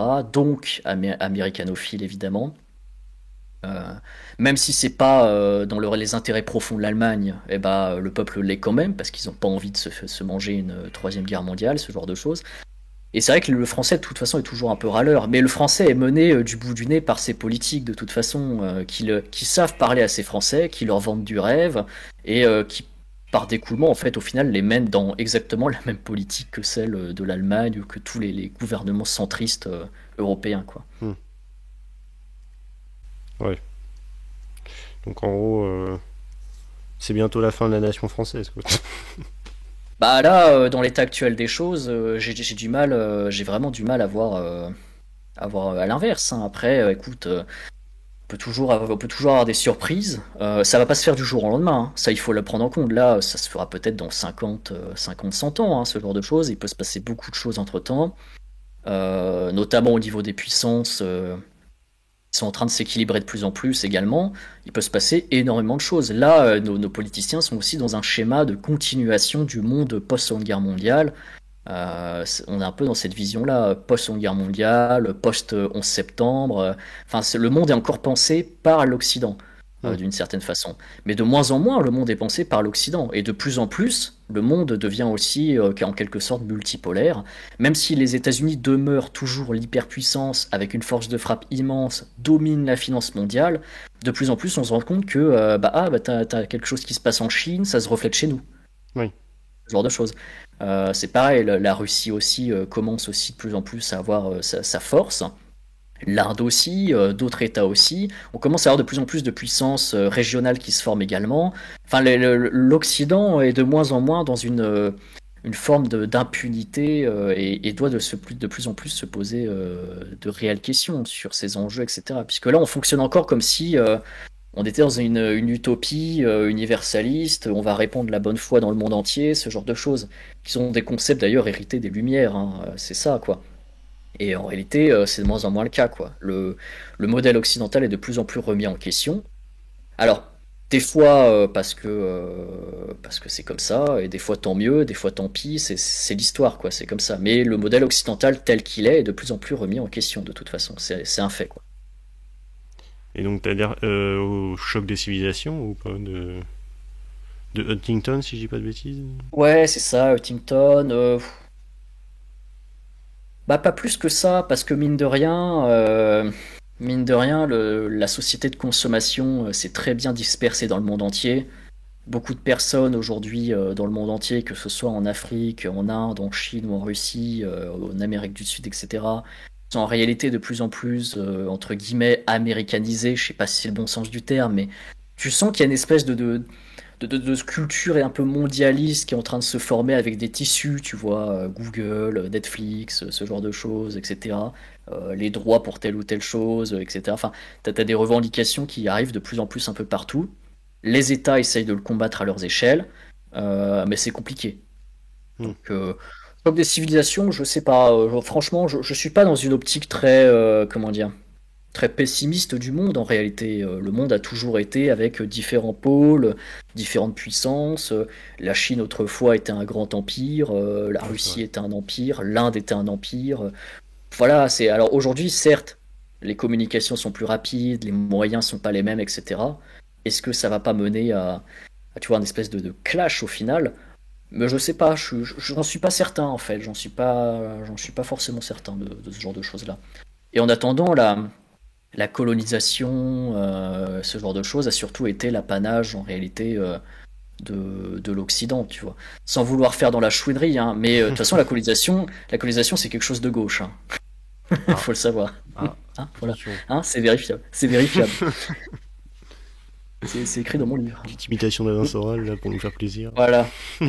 Non, mais la colonisation, on pourrait en parler aussi, mais la colonisation, tu vois, c'est aujourd'hui se traduit par les guerres humanitaires qu'on a fait contre les tyrans, contre ceux qui oppriment le peuple, tu vois. Ça peut être Saddam Hussein, ça peut être Kadhafi, ça peut être. On a voulu faire une guerre humanitaire contre Bachar al-Assad, on n'a pas pu à cause de la Russie.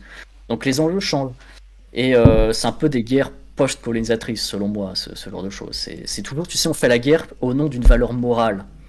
Et c'est ce genre de valeurs morales qu'on retrouvait déjà d'ailleurs en 91 avec la Révolution, au moment où l'Assemblée nationale législative est abolie et où la gauche girondine arrive au pouvoir. Bah, il faut faire la guerre à l'Europe entière. Totalement, pourquoi quoi, déjà pourquoi? Bah, au nom de libérer les peuples opprimés par les tyrans et pour répandre la liberté. Et c'est un concept ensuite qu'on a retrouvé également avec l'expansion en Afrique et ce genre de choses, quoi. Sachant qu'après, évidemment, la colonisation a été très longue a été assez longue sur sa période. Son pinacle, c'est la Troisième République. C'est-à-dire qu'après la gifle que les Prussiens ont mis à la France, la Troisième République, donc dominée ensuite par la gauche, a mis en place ce concept de colonisation pour essayer de faire retrouver à la France sa supériorité face à l'Allemagne, de montrer qu'on avait des atouts, plein de choses comme ça en fait. Alors qu'ils ont fait miroiter ensuite aux libéraux économistes, je parle des intérêts économiques. En réalité, la colonisation en Afrique, enfin la colonisation même dans le monde entier pour la France, je crois, en 1900, représentait 8% des importations et 10% des exportations, ce qui n'est pas énorme non plus. Et après, évidemment, tu sais, tous les nationalistes ont ensuite adhéré plus ou moins, et de plus en plus ensuite à la cause, puisque au final, et ça c'est une des grandes forces de la gauche au cours de l'histoire, et même aujourd'hui, c'est que par ses concepts et ses principes, la gauche crée des situations dans lesquelles au final, tu te retrouves pris dedans, que tu le veuilles ou non. Hmm. Et c'est comme ça que tu as eu ensuite des nationalistes farouches à l'époque. Ils sont même pas de mon bord politique, tu vois, mais des nationalistes très farouches à l'époque, sous la Troisième République, qui au final ont adhéré au fur et à mesure aux théorisations de la colonisation. Clémenceau, par exemple, qui lui était de gauche radicale. Encore une fois, il faut faire la différence socialiste, communiste, gauche radicale, gauche, etc. C'est bien différent. Mais par exemple, Clémenceau était opposé, lui, à la colonisation au début, et a fini par y adhérer ensuite. Oui. Paul Déroulède, qui est un nationaliste français bien connu sous la Troisième République, alors je sais plus si c'était en séance ou s'il l'a écrit, mais il a dit j'avais deux filles, l'Alsace et la Lorraine, et vous m'offrez 20 domestiques. C'est comme ça qu'il s'exprime face à la Troisième République, parce que la Troisième République dilapide les fonds, dilapide les hommes dans le monde entier, au nom de préceptes qui après en plus seront dits haut et fort par Jules Ferry, tu sais, répandre la civilisation, ce genre de choses, etc. Oui. Mais au final, petit à petit, tout le monde va se rallier réellement en fait à cette colonisation, et seule l'extrême gauche et les marxistes, pardon, seront anticoloniaux. Et je dois bien leur reconnaître ça au final. Mais ils seront anticoloniaux pour d'autres raisons, parce que c'est l'oppression par la gauche bourgeoise, par les nations bourgeoises, du prolétariat africain, enfin bref, ce genre de choses quoi. Ils ont leur propre concept derrière aussi. Et il y a eu un mythe derrière de l'empire colonial qui a été créé, de l'empire colonial qui a été créé. Ce qui est d'ailleurs assez marrant, c'est qu'aujourd'hui, on retrouve beaucoup sur nos vidéos de Terra Bellum, et d'ailleurs, on est suivi par beaucoup en Afrique qui comprennent nos positions et qui sont d'accord avec. Mais tu en as aussi certains qui, en réalité, ne s'en rendent pas compte. Certains Africains boivent en réalité les paroles de la propagande française de l'empire colonial. C'est-à-dire, la France n'est rien sans son empire colonial, la France doit tout à l'empire colonial, etc. Ce qui est faux, ce qui a toujours été faux. Mais quand ça les arrange, certains aujourd'hui vont prendre ces concepts-là, décolonialistes, pour aujourd'hui faire leur petite chouinerie et leur victimisation quotidienne, quoi. Ce qui est assez paradoxal et assez marrant d'ailleurs. Je pense pas qu'ils sont au courant que à la base ce genre d'idée et de pensée vient à la base du colon lui-même en fait. Hein. C'est assez particulier, quoi. Hmm. Et après la Seconde Guerre mondiale, si tu veux, Seconde Guerre mondiale qui marque la décolonisation, etc. Et tant mieux d'ailleurs, parce que c'était un boulet pour la France, cette colonisation. Bah, Raymond Aron, qui était conservateur lui, conservateur libéral, grand critique de la colonisation, disait que voilà, la colonisation, il fallait s'en débarrasser. C'est un boulet qui a été attaché à la France par la gauche républicaine au bout de la Troisième République, par complexe d'infériorité face à l'Allemagne, quoi. Et c'est tout. Et c'est tout. Et après, le problème, c'est qu'ensuite, tu as eu, après la Seconde Guerre mondiale, toute une doctrine marxiste de l'histoire, en fait, puis maoïste, comme par exemple Sartre ou Fanon, je ne sais plus comment on prononce, qui développe en fait ce mythe, comme quoi le tiers-monde serait une formation de l'Occident, comme quoi l'homme blanc doit pardonner ses actes, etc. Et c'est ces gens-là qui vont arriver en pouvoir, enfin, qui vont bousculer le pouvoir en mai 68, et qui sont aujourd'hui au pouvoir, en fait.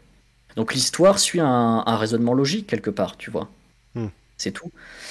Et après, voilà, cette idéologie-là, elle arrivera au pouvoir sous Mitterrand. Mitterrand, d'ailleurs, qui a fait plus de mal à l'Afrique que de bien. Hein. Enfin, faut voir ses interventions de ci, de là. Son fils qui gérait, je sais plus quel conseil franco-africain, quelque chose comme ça. Enfin, il y a plein d'affaires troubles, hein, les assassinats politiques aussi. Enfin, voilà, parce que Mitterrand est un gauchiste. C'est un homme de gauche, Mitterrand. Et en fait, l'idée qu'il opposait la plus grande France, comme la gauche disait à l'époque, à la vraie France, comme disait le général de Gaulle. C'est deux visions qui s'écharpent, et aujourd'hui on en paye les conséquences. En termes d'immigration, ce genre de choses, etc. On en paye les conséquences. C'est comme ça. C'est l'histoire. L'histoire est bien faite. Hein. Ouais. Je pense que c'est un problème, l'immigration et tout. Bah, en soi, c'est pas un problème. Fondamentalement, à la base, c'est pas un problème, puisque c'est toujours lié à une minorité d'individus, normalement. C'est-à-dire qu'en France, tu as toujours eu tu sais, t'as eu des vagues de migration italienne, polonaise, espagnole, etc. Après, le problème, c'est qu'en fait, en allant construire leur empire colonial idéalisé, fantasmé, etc., bah, ils ont aussi porté l'extension de la France et par définition bah, d'autres migrations, quoi. Donc aujourd'hui, on en paye le prix et voilà, c'est tout, quoi, c'est tout. Après, en vérité, c'est vrai il faudrait aussi réguler, il faudrait réguler certaines choses, adopter un programme un peu plus conservateur, justement dans la ligne logique de la conservation des traditions aussi, ce genre de choses. Mais après, rentrer dans des théories fumeuses, etc., bah, je veux dire, on en paye le prix quelque part, c'est tout. Fallait bien voter il y a 150 ans, quoi, voilà. C'était qui alors il y a 150 ans? Bah, je sais pas, j'ai dit 150 ans, mais en gros, sous Ah la oui. troisième, enfin, en gros, ouais, voilà, tu vois ce que je veux dire, quoi. Sous la Mm. troisième République, voilà, t'as eu un tournant au début. Au début, d'ailleurs, sous la Troisième République, ce qui est intéressant, c'est que t'as eu, au début, le pouvoir était vraiment aux mains des plutôt conservateurs, monarchistes, etc. Et ces personnes-là, c'est pareil. Alors théoriquement, ils sont dans mon camp, mais c'était des couillons, quoi. Ils ont pas su saisir les opportunités du pouvoir et établir quelque chose de périn et de sain. À la place de ça, ils se sont battus entre eux, ils ont perdu du temps, et puis bah, la gauche est arrivée au pouvoir, suivi de la gauche radicale, et eux, par contre, savent mettre en place des programmes. Voilà. Et c'est quelque chose que tu revois d'ailleurs aujourd'hui. C'est-à-dire qu'aujourd'hui, un programme, par exemple, de Mélenchon, sera toujours plus séduisant qu'un quelque autre programme. Parce que, par exemple, tu regardes le programme de Zemmour, un programme de Zemmour, c'est déjà, avant de commencer à faire marcher la France, il va falloir qu'on mette qu'on repasse sur quelques mesures, quelques lois, qu'on repasse. En fait, c'est toujours en réaction à quelque chose. Ouais. Et c'est ça un des problèmes. Et c'est en ça que la gauche est très forte. C'est que la gauche, elle va toujours de l'avant, quitte à faire de la merde, mais elle ira de l'avant. Et donc l'homme aime bien parce que l'homme, psychologiquement, il se dit, enfin, il n'y a pas d'échec ni de réussite. Donc il peut y avoir potentiellement une réussite. Donc aller de l'avant, c'est toujours mieux que reculer. Le problème étant que des fois, bon, aujourd'hui, on va tellement de l'avant que bah, quand tu as des programmes comme Zemmour qui arrivent, bah, déjà, il faudrait reculer sur certaines mesures et ensuite aller et revenir de l'avant. Ce qui est assez compliqué à comprendre et je le conçois, c'est compliqué à comprendre et c'est pas très séduisant, quoi. Oui, oui, c'est sûr. J'espère Non, avoir été mais assez clair. c'était bien complet, très intéressant pour le coup. C'est assez particulier si tu veux, parce que c'est vrai que là c'est au nom de Terabellum, mais en fait au final c'est plutôt au nom de moi et au Oui. nom de la politique. Donc podcast assez particulier en effet. Oui, non, mais c'est ça qui est intéressant pour le coup. C'est C'est découvrir ça, c'est ça. aussi ce que chacun pense. Après, ce qu'il faut savoir, c'est que Terabellum n'a pas vocation à faire de l'influence Hmm. de Oui, oui. droite, quoi. C'est-à-dire que là je parle de ça en podcast comme ça. À mon avis, jamais sur Terabellum on va avoir des concepts. Enfin, jamais sur Terabellum on abordera ce genre de sujet, tu vois. Oui. Euh, je l'aborde là parce que tu sais en plus que je suis d'un certain bord politique, que j'ai répondu ensuite derrière à la demande, etc. Hmm. Mais la chaîne Terabellum en soi est globalement neutre, largement même, et convient à beaucoup de monde, quoi. Oui, ah oui, ça C'est un c'est peu ça. clair. Je fais pas dans l'influencing de droite, tu vois. Oui, mais après, ouais, je préfère d'ailleurs ce positionnement-là où vous faites quelque chose de plutôt neutre et où vous assumez derrière qui vous êtes, tu vois, que l'inverse. Ce serait Oui, c'est sûr. faire un truc ultra orienté et pas assumer, quoi.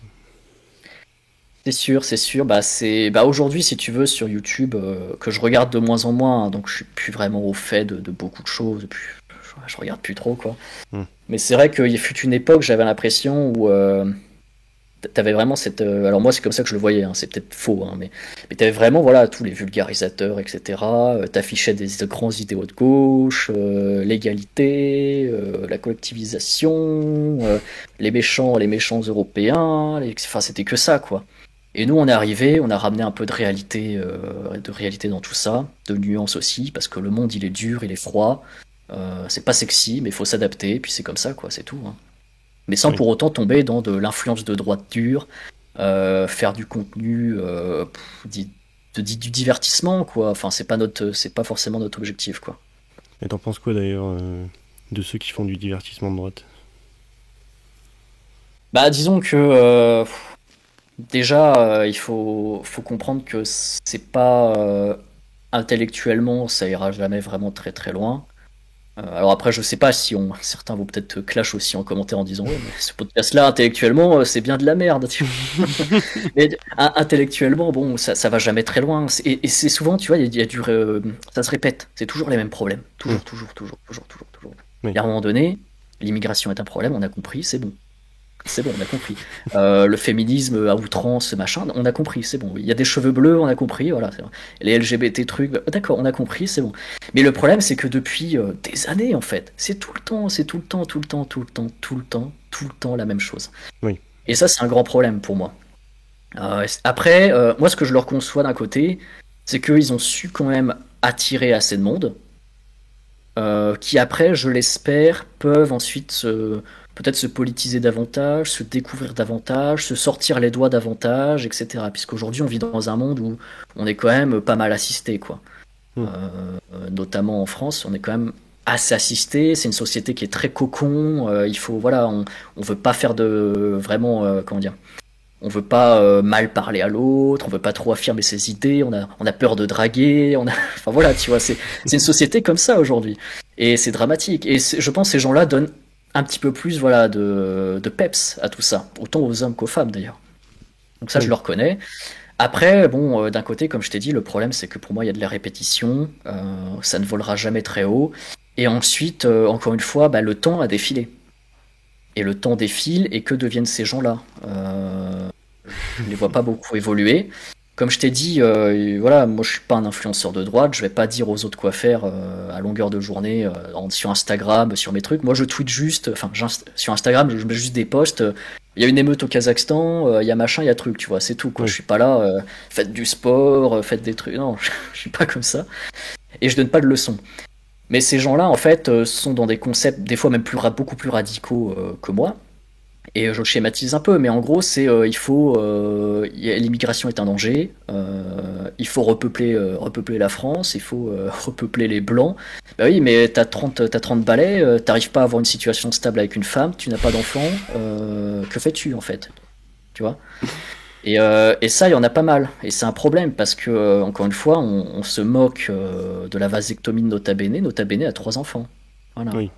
Oui. Oui. Voilà, il a 3 enfants. Voilà. Donc, on peut rigoler, ben oui, mais lui, il a 3 enfants. Pendant ce temps-là, bah voilà, beaucoup d'influenceurs à droite, ils vont approcher la trentaine, ont déjà la trentaine bien passée, mais n'ont pas de situation stable. Ont peut-être certains problèmes aussi en interne, je sais pas, hein, j'en sais rien, mais n'arrivent pas à avoir de situation stable. Doivent passer visiblement plus de temps à draguer sur Instagram que à construire une relation. N'ont toujours pas d'enfants alors qu'ils disent à longueur de journée qu'il faut repeupler la terre de petits blancs. Enfin, c'est que ça quoi. Et, euh, et c'est dommage. C'est dommage. Moi j'aimerais bien que tu vois il y ait vraiment une logique derrière les actes. Alors je pense qu'après ils essayent aussi, mais qu'ils sont confrontés en réalité peut-être à la réalité justement et que le monde est aussi plus complexe que ça quoi. Oui, c'est clair. Non, mais ça, on est d'accord. Oui. Surtout, moi, le coup, bon, ça consiste qu'à faire un peu, on va dire, ils ont tous leur formation muscu, c'est que de la muscu, quoi. Et tu te dis, Oui. je sais pas, est-ce que t'as des livres à recommander est-ce que Mm, mm. tu sais te saper un minimum bien enfin voilà quoi. Est-ce que tu fais des Ça, bah, choses autres que ressembler à un culturiste quoi. je te disais, le conservatisme, c'est Roger Scruton qui dit ça, qui est un Anglais conservateur qui est décédé il y a quelques années d'ailleurs, mais Ouais, ouais, très bon, qui justement parlait du conservatisme, pas comme idéologie qui s'impose aux autres, mais comme déjà une restructuration de soi. Et c'est-à-dire cette restructuration, elle se fait par l'apprentissage de l'histoire, mais aussi par l'esthétique, l'art, la culture et ce genre de choses. Et pas que la muscu, pas que Prozis, pas que je mets des savates en armure médiévale et ce genre de trucs, tu vois. Et c'est ça, normalement, c'est ça le vrai conservatisme. Mais après, d'un côté, je comprends aussi, puisqu'en France, on n'a pas de culture conservatrice. Oui, C'est un tabou, le libéralisme est un tabou aussi, etc. Donc il faut qu'on trouve des codes peuvent plus ou moins se rallier à ça. Donc généralement, c'est des figures viriles, le Moyen-Âge, Napoléon, l'Empire, ce genre de trucs. Et à mon avis, c'est à ça qu'ils font écho, quoi. Et c'est vrai qu'on était dans une société, on est dans une société qui est qui est de moins en moins, je dirais, comment dire, qui est de moins en moins cash, de moins en moins, de plus en plus, comment dire, Les gens se cherchent de plus en plus, ils ont peur, je t'ai dit, ils ont peur de se confronter au réel, de se confronter à la sanction, à la réalité, etc. Et c'est vrai qu'eux arrivent avec des schémas, alors certes, des schémas qui peuvent être assez absurdes au premier abord, mais qui, au final, à mon avis, parlent à beaucoup de monde, quoi. Oui, Après, dans le fond, bon, est-ce que ça va très loin? Voilà, c'est ça qu'il faut voir. Faut réfléchir à ça, quoi. oui, non, c'est clair que ça parle, mais je pense que, tu vois, ça parle à des gens qui sont en manque de confiance en eux à la base, tu vois. Je pense pas que t'aies besoin de peser, je sais pas, 120 kilos de muscle, tu vois, pour draguer une fille. Non, non, absolument pas. Donc voilà, je pense que c'est pour des mecs qui sont en manque de confiance et qui se disent, bon, voilà, je sais pas, je suis trop gros ou trop mince et je pourrais pas y arriver, et eux, ils me donnent une solution, tu vois, une porte de sortie. Mm, mm, mm. C'est ça, c'est ça. Non, c'est exactement ça, quoi. Puis après, il faut voir aussi qu'est-ce qu'ils pourront construire derrière. J'ai vu qu'il y a un projet là de film médiéval, peut-être, ce genre, Oui. avec tous je me souviens même plus leur nom, je suis désolé. Avec voilà, ceux qui sont à droite sur YouTube. On verra ce que ça donne. On verra ce que ça donne. Est-ce que ce sera très bien? Est-ce que ce sera un nanar? En tout cas, l'idée déjà est bonne. Au moins, j'aime bien. Ils sont dans la création. Hmm. Déjà, ça c'est bien. Ils Oui. sont dans la création de quelque chose. Déjà, c'est bien. Mais après, voilà, derrière, il faut aussi que, au quotidien, voilà, il faut aussi montrer l'exemple. C'est pas le tout d'être une figure sur Instagram, mais il faut aussi montrer l'exemple. Femme, mariage, enfant, voilà. C'est ça déjà le conservatisme, déjà, c'est ça, quoi. C'est la base de la nature humaine, quoi. C'est construire son cercle proche, et après, tu construiras celui petit à petit jusqu'à atteindre le cercle de la nation, quoi. C'est un peu ça le mode de pensée, quoi. Et bah, si tu veux, dans ce mode de pensée-là, j'en vois aucun. J'en vois aucun si le Raptor a un enfant, par exemple, donc c'est très Hmm. bien. Ouais. Je sais que par exemple, il y a Conversano pour ce qu'on peut lui reprocher aussi, mais par exemple, lui aussi promeut cette vocation, on va dire, un peu de faire des enfants. Enfin, il est dans son schéma de pensée, donc il est cohérent avec ses pensées. Fait intéressant, je crois, c'est dans le programme de Zemmour aussi, il y a une petite ligne en mode promotion de la natalité, qui est assez marrante d'ailleurs. Bon, pour ce que ça vaudra, hein, je ne sais pas. Mais voilà, il y a quelques petits concepts qui arrivent de temps en temps, mais il faut pas oublier que voilà, le conservatisme à la base et la droite conservatrice, c'est avant tout déjà bien se construire soi-même, ranger sa chambre, faire sa famille, et après on s'occupera peut-être des autres et de son cercle proche, tu vois. Et on s'occupera pas des autres au nom de quelques principes abstraits, mais petit à petit, quoi. Oui. C'est un peu une sorte de développement personnel, quoi. Bah c'est ça à la base, hein, c'est ça, hein. C'est vraiment ça. Ouais, après, non, mais après, je pense que le développement personnel, c'est pas mal, tu vois. Mais bon, il y en a, je pense, qui le recrachent trop en mode religieux. J'ai l'impression qu'ils pourraient lire des dizaines de livres de développement personnel, tu vois. Enfin, J'en ai jamais lu aucun, moi. ouais, moi non, mais moi non plus, hein. C'est pour ça que j'ai l'impression qu'ils cherchent un mode d'emploi, en fait. Je trouve que c'est un peu ça. Et un Bah, peu. le grand problème, c'est peut-être l'éducation aussi, tu vois. Hmm. Je pense que c'est ça, c'est-à-dire que l'éducation, la jeunesse, l'enfance, comment on a été éduqué, comment on a passé notre jeunesse. Enfin, moi, mon enfance, je lisais des livres d'histoire et de civilisation, tu vois. Oui. Bon, voilà. D'autres faisaient peut-être autre chose ou regardaient des dessins animés débiles, je ne sais pas. Mais Moi, tu peux faire les deux, tu vois, tu peux faire les deux. Faut toujours avoir un peu de plaisir aussi. oui. Mais c'est pareil, quoi. C'est une notion, c'est une construction. Puis l'éducation aussi a un gros problème. C'est pareil, l'éducation a été détruite en 1700. Bah, c'est pareil, l'éducation de toute façon a été conceptualisée pour faire en sorte que non pas tu puisses, comment dire, te développer personnellement, et pour que tu adhères à des concepts en fait. C'est ça le gros problème de l'éducation aujourd'hui en France, au sens institution du terme, tu vois. Hmm. C'est-à-dire que dès que l'éducation, je reviens encore une fois à la révolution, comme d'habitude, mais dès que voilà, dès que l'éducation s'est vue réformée par la Convention pendant la Révolution, donc par la gauche, bah tout de suite le but ça n'a pas été de apprendre à lire, à compter, machin et tout. Non, le Oui. but c'était on vire tous les profs compétents, on veut que des profs enfin républicains qui adoptent les principes laïcistes, etc., ce genre de choses. Enfin, c'était plutôt une éducation, comment dire, politique qu'une éducation réellement en termes de développement, quoi. Alors après, la grande prouesse de la Troisième République, ça a quand même été de de vouloir faire une espèce de... Vu que la Troisième République était une sorte de caste de gauche un peu élitiste, avec des professeurs, des médecins, ce genre de choses, ils ont reflété ça dans l'école. D'un côté, a été un bon point aussi, parce que c'est ce qui a permis d'avoir une école élémentaire très compétente. Et d'ailleurs, après, ils s'en sont un peu mordus les doigts, puisque les gens arrivaient tellement en fait à être compétents, à penser par eux-mêmes, etc., qu'au final, quand encore une fois, l'individualisme, quand l'individu commence vraiment à être émancipé, à être compétent, eh ben, il commence de plus en plus à vouloir aussi peut-être se former et à aussi remettre en question des fois le pouvoir. Et en l'occurrence, bah, le pouvoir, c'était eux, quoi. Ils avaient fait leur propre, former leur propre population qui aurait pu les mettre au placard après. Mais heureusement, il y a eu la Première Guerre mondiale, donc ça a bien purgé de ce côté-là pour eux. Donc voilà, et ils s'en sont bien sortis. Mais après, encore une fois, voilà, l'éducation, c'est pareil.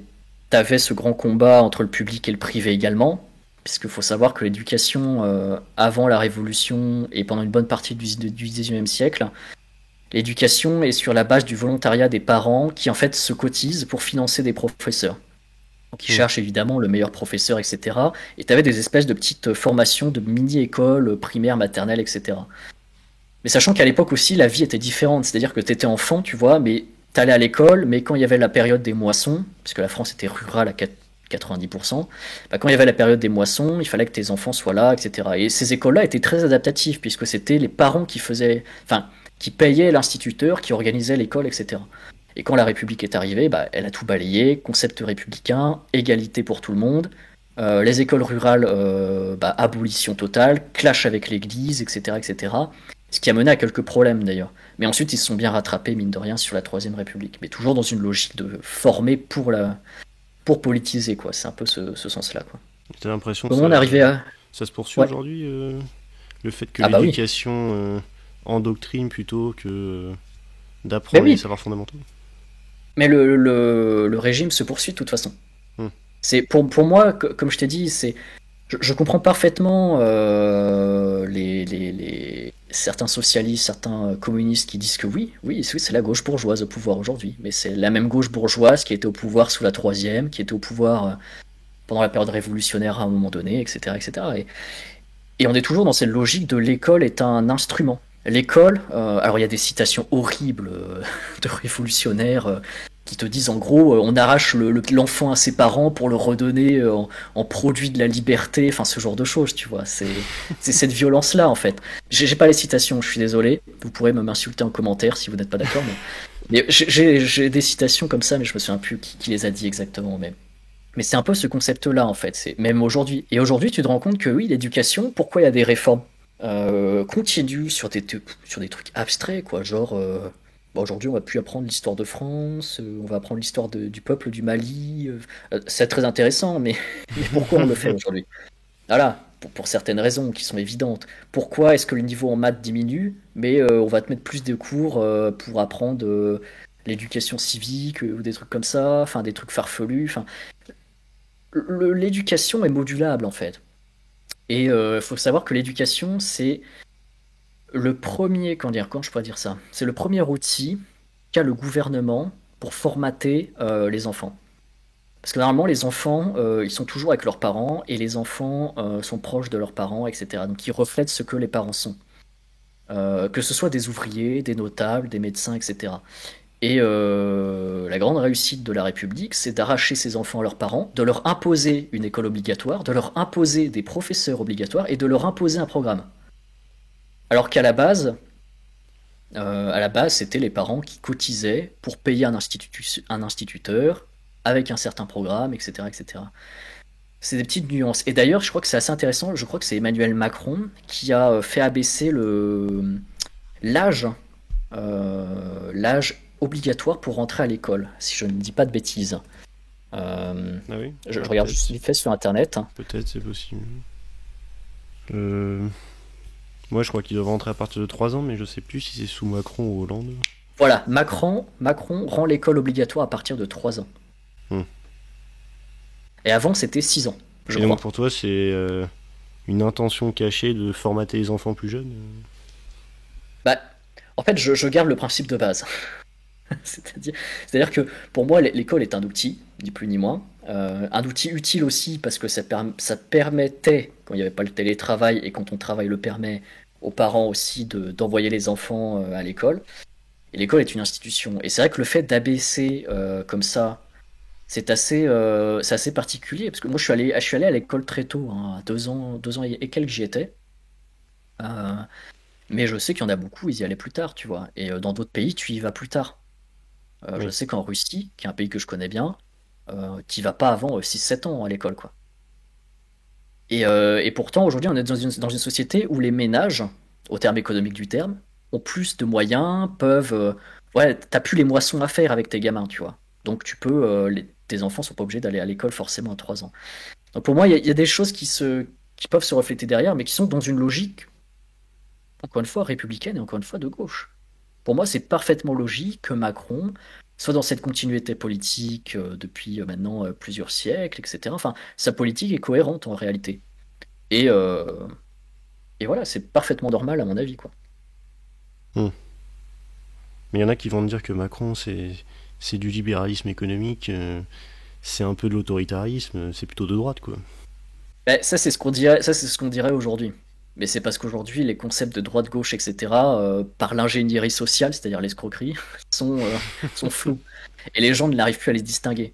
Tu vas sur YouTube aujourd'hui, tu croises beaucoup de monde. Ah, je suis ni de gauche ni de droite. Je me sens plutôt du centre. Voilà. Juppé est pas mal. Puis après ils vont dire ah ma machin est pas mal. Mais en fait c'est parce qu'ils savent pas. Ils ne savent pas remonter le temps. Ils n'ont pas fait les recherches nécessairement. Ils ne veulent pas faire les recherches tout simplement. Ou voilà. En fait ils partent du fait que la réalité en 2022 a toujours été la réalité, c'est tout. Et du coup, ils vont te dire aujourd'hui, bah oui, bah Macron, s'il y a une économie, il est libéraliste, donc libéralisme est égal de droite. Mais pas forcément, quoi. Hmm. Comme je te dis, pour moi, ça dépend de ton discours, mais pour moi, Macron, mais même Sarkozy avant, Jacques Chirac, Mitterrand, ouais, c'est vraiment à partir de Mitterrand, en fait. Mitterrand, depuis ce moment-là, en fait, en réalité, pour moi, les présidents incarnent parfaitement la continuité de la gauche républicaine originelle, en fait. Donc, voilà. Après, la gauche républicaine originelle aime aussi l'argent. Voilà. Ils sont... T'es pas obligé d'être de droite pour aimer l'argent, hein. Oui. C'est tout. Donc voilà. Et le libéralisme économique, encore une fois, il y a libéralisme et libéralisme. C'est-à-dire qu'aujourd'hui, bon, le libéralisme économique à outrance, comme je t'ai dit, tend plus à faire une sorte à uniformiser l'individu, hein. C'est-à-dire on voit tout le monde qui va s'habiller en Zara, en H&M, tout le monde va aller au McDonald's, aller à Netflix, etc. Enfin voir du Netflix, voir ci, voir ça, etc. Mais au final c'est quoi? C'est du libéralisme qui est tellement libéraliste que ça rejoint en fait le collectivisme en fait presque quoi. C'est presque ça. Hmm. Donc voilà, c'est puis après on a des concepts abstraits, enfin on a des trucs, oui, plus le citoyen aussi, enfin plus les individus sont égaux, plus on va pouvoir leur vendre de produits qui se ressemblent tous, donc on a un effet une économie de levier qui se réalise, etc., etc. Bon, après il y a plusieurs trucs, mais il faut voir. Mais pour moi Macron est dans la digne ligne de ses héritiers de gauche en effet, D'accord. originel encore une fois. Oui. Je ne dis pas socialiste, pas communiste, etc. C'est bien différent tout ça. Alors, ça veut dire que la situation n'a pas beaucoup bougé depuis 1789, quoi. Bah moi pour moi la France est dans une parenthèse, hein. Ah oui. Donc, bah, c'est-à-dire que si tu veux, le temps continue à avancer. Donc évidemment, le monde bouge. Mais en réalité, on est quand même un peu aujourd'hui, voilà, dans une impasse. On sait jamais trop où on va, on piétine, etc.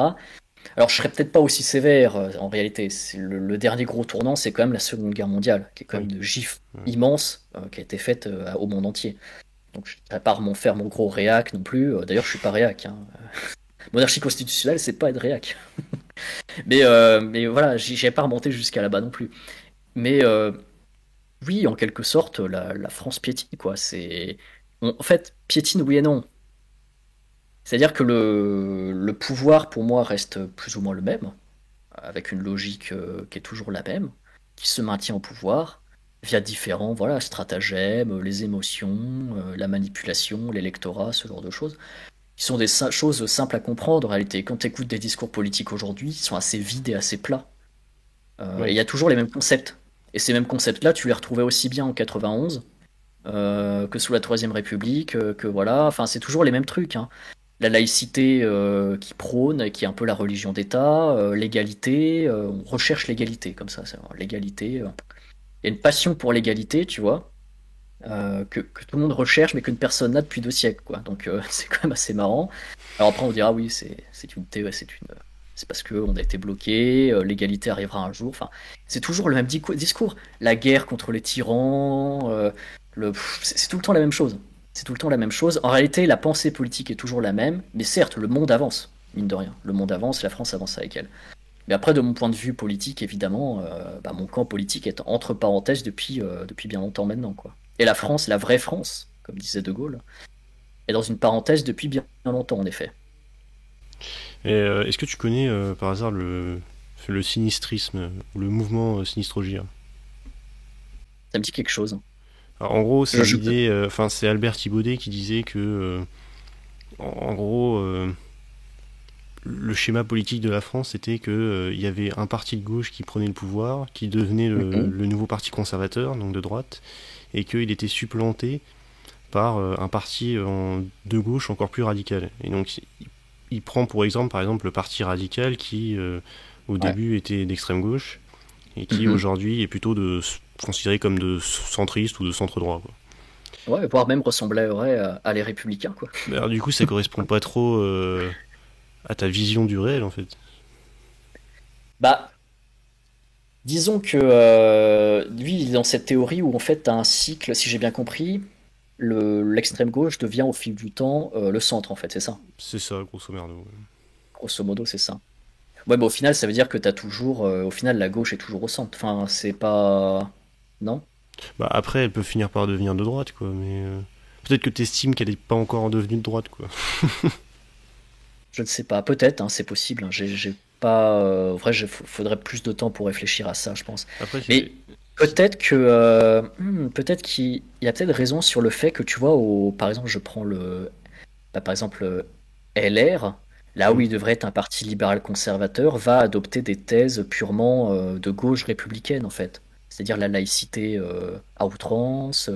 oui. Ils vont même mentionner liberté, égalité, fraternité, ce genre de choses. C'est sûr Le qu'ils sont RN a pas aussi une trop dominance sociale. Ouais, c'est ça, le RN monarchistes a aussi une dominance constitutionnels, quoi. sociale. Ouais. Donc il a peut-être raison. Après, là, encore une fois, on discute là comme ça, donc Oui, mais oui. j'ai pas plus de réflexion, mais il a peut-être raison, écoute, peut-être. Et c'est vrai qu'aujourd'hui, tu regardes le RN, c'est pareil, est un parti au final qui a des penchants très sociaux aussi. Bon, après, c'est plus du socialisme que du gauchisme en réalité, donc Oui. c'est différent, quoi. Ils Mais apprennent un pourquoi peu. pas, en effet. De toute façon, il n'y a aucun réel parti aujourd'hui, je t'ai dit, hein, qui incarne ce libéral-conservatisme et cette droite authentique française qui a quasiment disparu dans le temps, en fait, au final. Ça Hmm. n'existe plus, quoi. Et ça reviendra peut-être Le- jamais, en fait.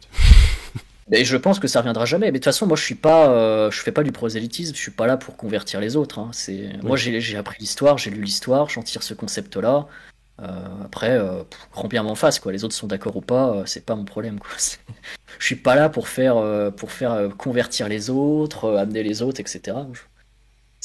Voilà, et peut-être que oui, ça n'arrivera jamais parce que ça demande quand même des réflexions assez poussées. Faut remonter dans le temps, faut se remettre en question, faut remettre en question aussi ce qu'est la France aujourd'hui. Faut remettre en question beaucoup de choses et beaucoup d'acquis en fait au final. Et de toute façon, de base, si ça n'a jamais été le fort de la France depuis 2 siècles, à mon avis, ça le sera jamais, hein. À moins que du jour au lendemain, tu aies encore un contexte qui fait que tu aies potentiellement un De Gaulle qui arrive comme ça et qui cette fois te met bien en place un système qui va en ce sens. Mais dans le cas contraire, ça n'arrivera jamais, non. Genre un Mélenchon qui te met en place la sixième République. Ouais, bon, en vrai, j'ai pas envie de dire de bêtises dessus parce que j'ai pas vraiment analysé ce que faisait cette sixième République. Mais je sais pas. Je sais pas du tout.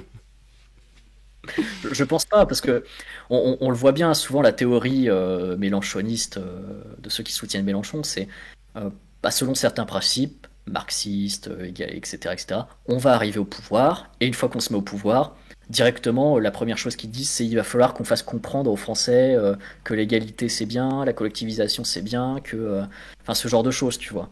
Oui. Donc déjà, bon voilà, le discours est déjà assez différent. On voit que il y en a, ça va on voit que ça va pas être des périodes assez, comment dire, fast, tu vois. Ça va pas être des périodes, ça va être des périodes tendues, quoi.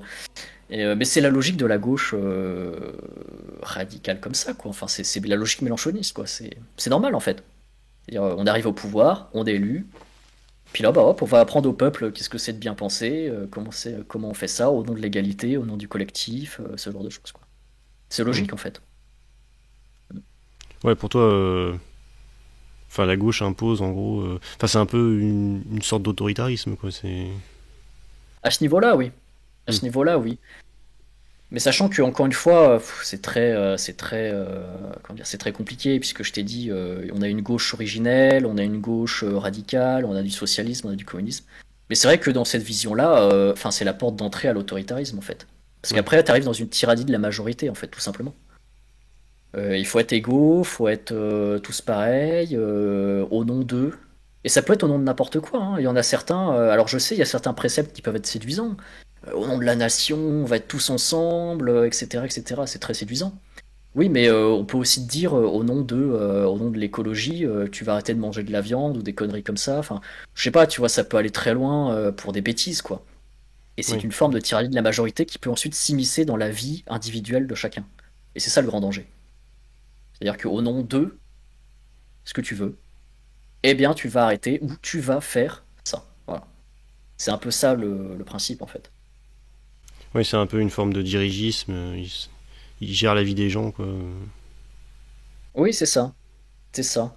Alors après, c'est la méthode mélanchonienne, quoi. C'est la méthode un peu plus radicale. C'est t'arrives au pouvoir, tu mets des coups de pied de balai dans le cul. Enfin, c'est plus différent. La gauche actuelle est plus subtile. Pour celle qui est au pouvoir, elle est plus subtile. Tu déconstruis l'histoire petit à petit. Tu déconstruis l'homme, tu déconstruis la femme, tu uniformises tranquillement. Il y a le temps. C'est voilà. Et tu mets en place un peu d'émotions, des passions collectives.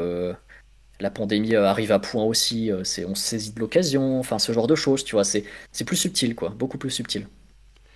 Mais après, t'en as à la gauche qui vont te dire que. Enfin, tout ce qui est tradition, tout ce qui est genre, Mhm. tout ce qui est même capitalisme, en fait, Ouais. est une oppression qui limite l'individu et qui ne le permet pas de Alors, s'émanciper. ce qu'il faut savoir, c'est que en fait, sans ses racines, sans ses liens, sans ses valeurs morales, etc., en fait, l'homme revient à être soumis à la propre autorité de l'État et à la propre volonté de l'État. C'est-à-dire que ce qui fait l'homme, c'est son attachement, c'est ce qu'il est. C'est ce qu'il a à la naissance, c'est ce qu'il a avec son cercle proche, sa famille, ses collègues, son métier, sa ville, etc., etc.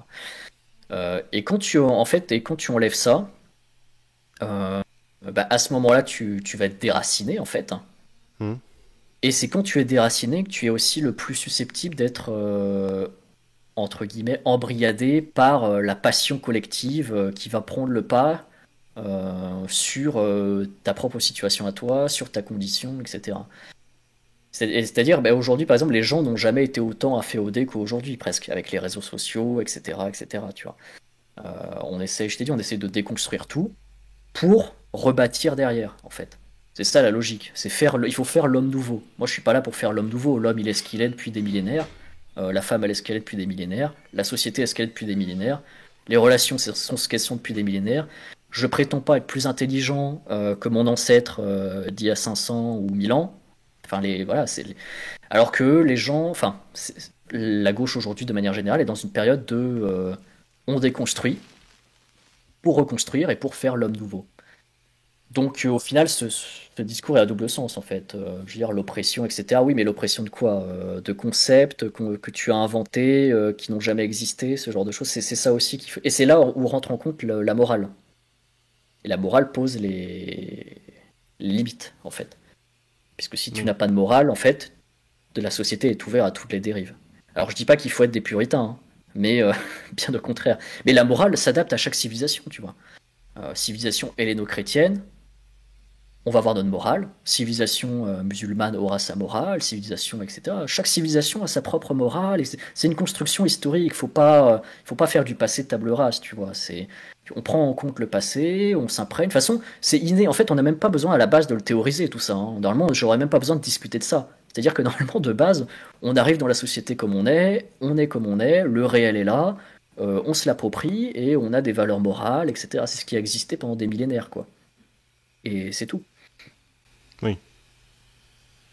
Bon. Bah écoute, là ça fait quand même presque 2 heures qu'on parle. Eh oui, eh oui. Et j'espère que ça aurait été intéressant en tout cas. Bah oui, ça aurait été vachement intéressant. Mais tiens, je vais finir sur une petite dernière question. Allez. Quel jeu de stratégie est-ce que tu recommandes? Parce que Ah, ça. moi, franchement, de temps en temps, j'aimerais bien me lancer, tu vois, mais bon, ça a l'air très chronophage, tu vois, il y en a tellement, putain, je sais pas quel choisir, hein, franchement. C'est vraiment, en fait, ça dépend quel niveau de complexité tu recherches. Si t'es plus dans le macro, Hum, bah, je conseillerais plutôt les jeux Paradox. d'accord, Donc typiquement, alors par contre les jeux Paradox c'est pareil, c'est Europa Universalis 4 par exemple demande beaucoup de temps avant de comprendre en fait comment ça fonctionne, car c'est tellement complexe. Mais une fois qu'on comprend ça, c'est la porte ouverte. En fait, ces jeux-là, c'est des simulations en temps réel du monde, quoi. C'est hallucinant. Pas, Europa Universalis 4 surtout, qui est très complet. Après, s'il y a un peu moins de temps à investir, je conseillerais plutôt, par exemple, Earth of Iron 4, d'accord. qui est peut-être plus interactif, plus récent aussi, qui permet de s'amuser avec les différents régimes. C'est-à-dire, des fois, tu peux faire voilà, des régimes communistes, faire des fédérations de communistes, ou faire des fédérations de fascistes. Voilà, bon, voilà, t'as un aspect gestion de la chaîne industrielle aussi, ce genre de choses. Enfin, et c'est plus récent. Donc on connaît un peu mieux aussi, tu vois. Europa Universalis 4 est très dilué dans le temps, ça va du 16e au 18e, au 19e siècle, très vaste. Donc je conseillerais, c'est plutôt ça du point de vue macro. Et après, du point de vue micro, je crois, c'est-à-dire plutôt centré sur un peu moins de gestion et un peu plus de bataille, par exemple, bah là, je recommanderais la série tout simplement des Total War, en fait. Et pas nécessairement les nouveaux, hein. Je recommanderais plutôt les anciens, en Genre fonction de la Rome, période qui non, est. je sais plus. Ouais, Rome 2 Total War est très bien, Napoléon Total War est très bien, Shogun 2 Total War est très bien. Les nouveaux, j'ai un peu des problèmes avec. Déjà, je joue moins qu'avant, Mhm. mais les nouveaux, ont des concepts de plus en plus, tu sais, RPGesques, de points, de Ah trucs oui. comme ça, de héros. Bon, alors ça peut plaire, hein, mais c'est pas forcément. Voilà, moi j'aime bien quand tu vois, il y a un soldat, il tire, il peut tuer un général, tu vois. Voilà. J'aime pas quand le général c'est un sac à PV, tu vois, et qui fait valdinguer 50 hommes d'un coup d'épée, quoi. Oui. C'est pas trop mon délire, quoi. Donc ouais, voilà les brèves recommandations que je pourrais vous faire, ouais. Ok, bah, merci beaucoup. Mais pas de problème, bah écoute, merci à toi. J'espère qu'on aura de bonnes réactions en commentaire. D'ailleurs, tu m'as pas dit, parce que c'est la première fois qu'on se voit, mais en fait, ta chaîne, ta communauté, etc., ça ressemble à quoi un petit peu?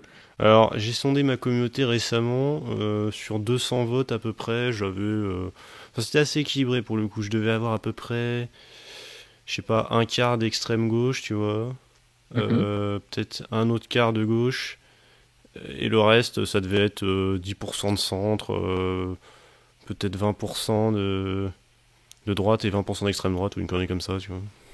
C'est pas mal équilibré en vrai, hein. Ouais, ouais, non, franchement. Pas mal équilibré, ouais, c'est bien. Bon, après, là, j'ai plus de personnes d'extrême gauche pour le coup. Ouais. Ça va clash en commentaire, alors là, c'est parti, là. Ouais, je pense qu'il y en a. Bah, la dernière fois, il y en a qui m'ont dit ah, j'ai hâte de voir et tout ce qui se passera avec un invité qui sera pas de mon bord politique, en disant entre parenthèses, Ouais. bah, je suis de gauche, quoi. Et là, je me dis oula, là, il a commencé à dire monarchie constitutionnelle. Il y a déjà des mecs qui sont en train d'écrire, tu sais. Ouais, bon après, Sale je dis réac. monarchie. Ouais, c'est ça. Après, c'est la forme originelle, encore une fois. C'est un Oui, modèle. De Gaulle a essayé de l'adopter en République, tu vois. c'est Voilà. l'orléanisme, quoi.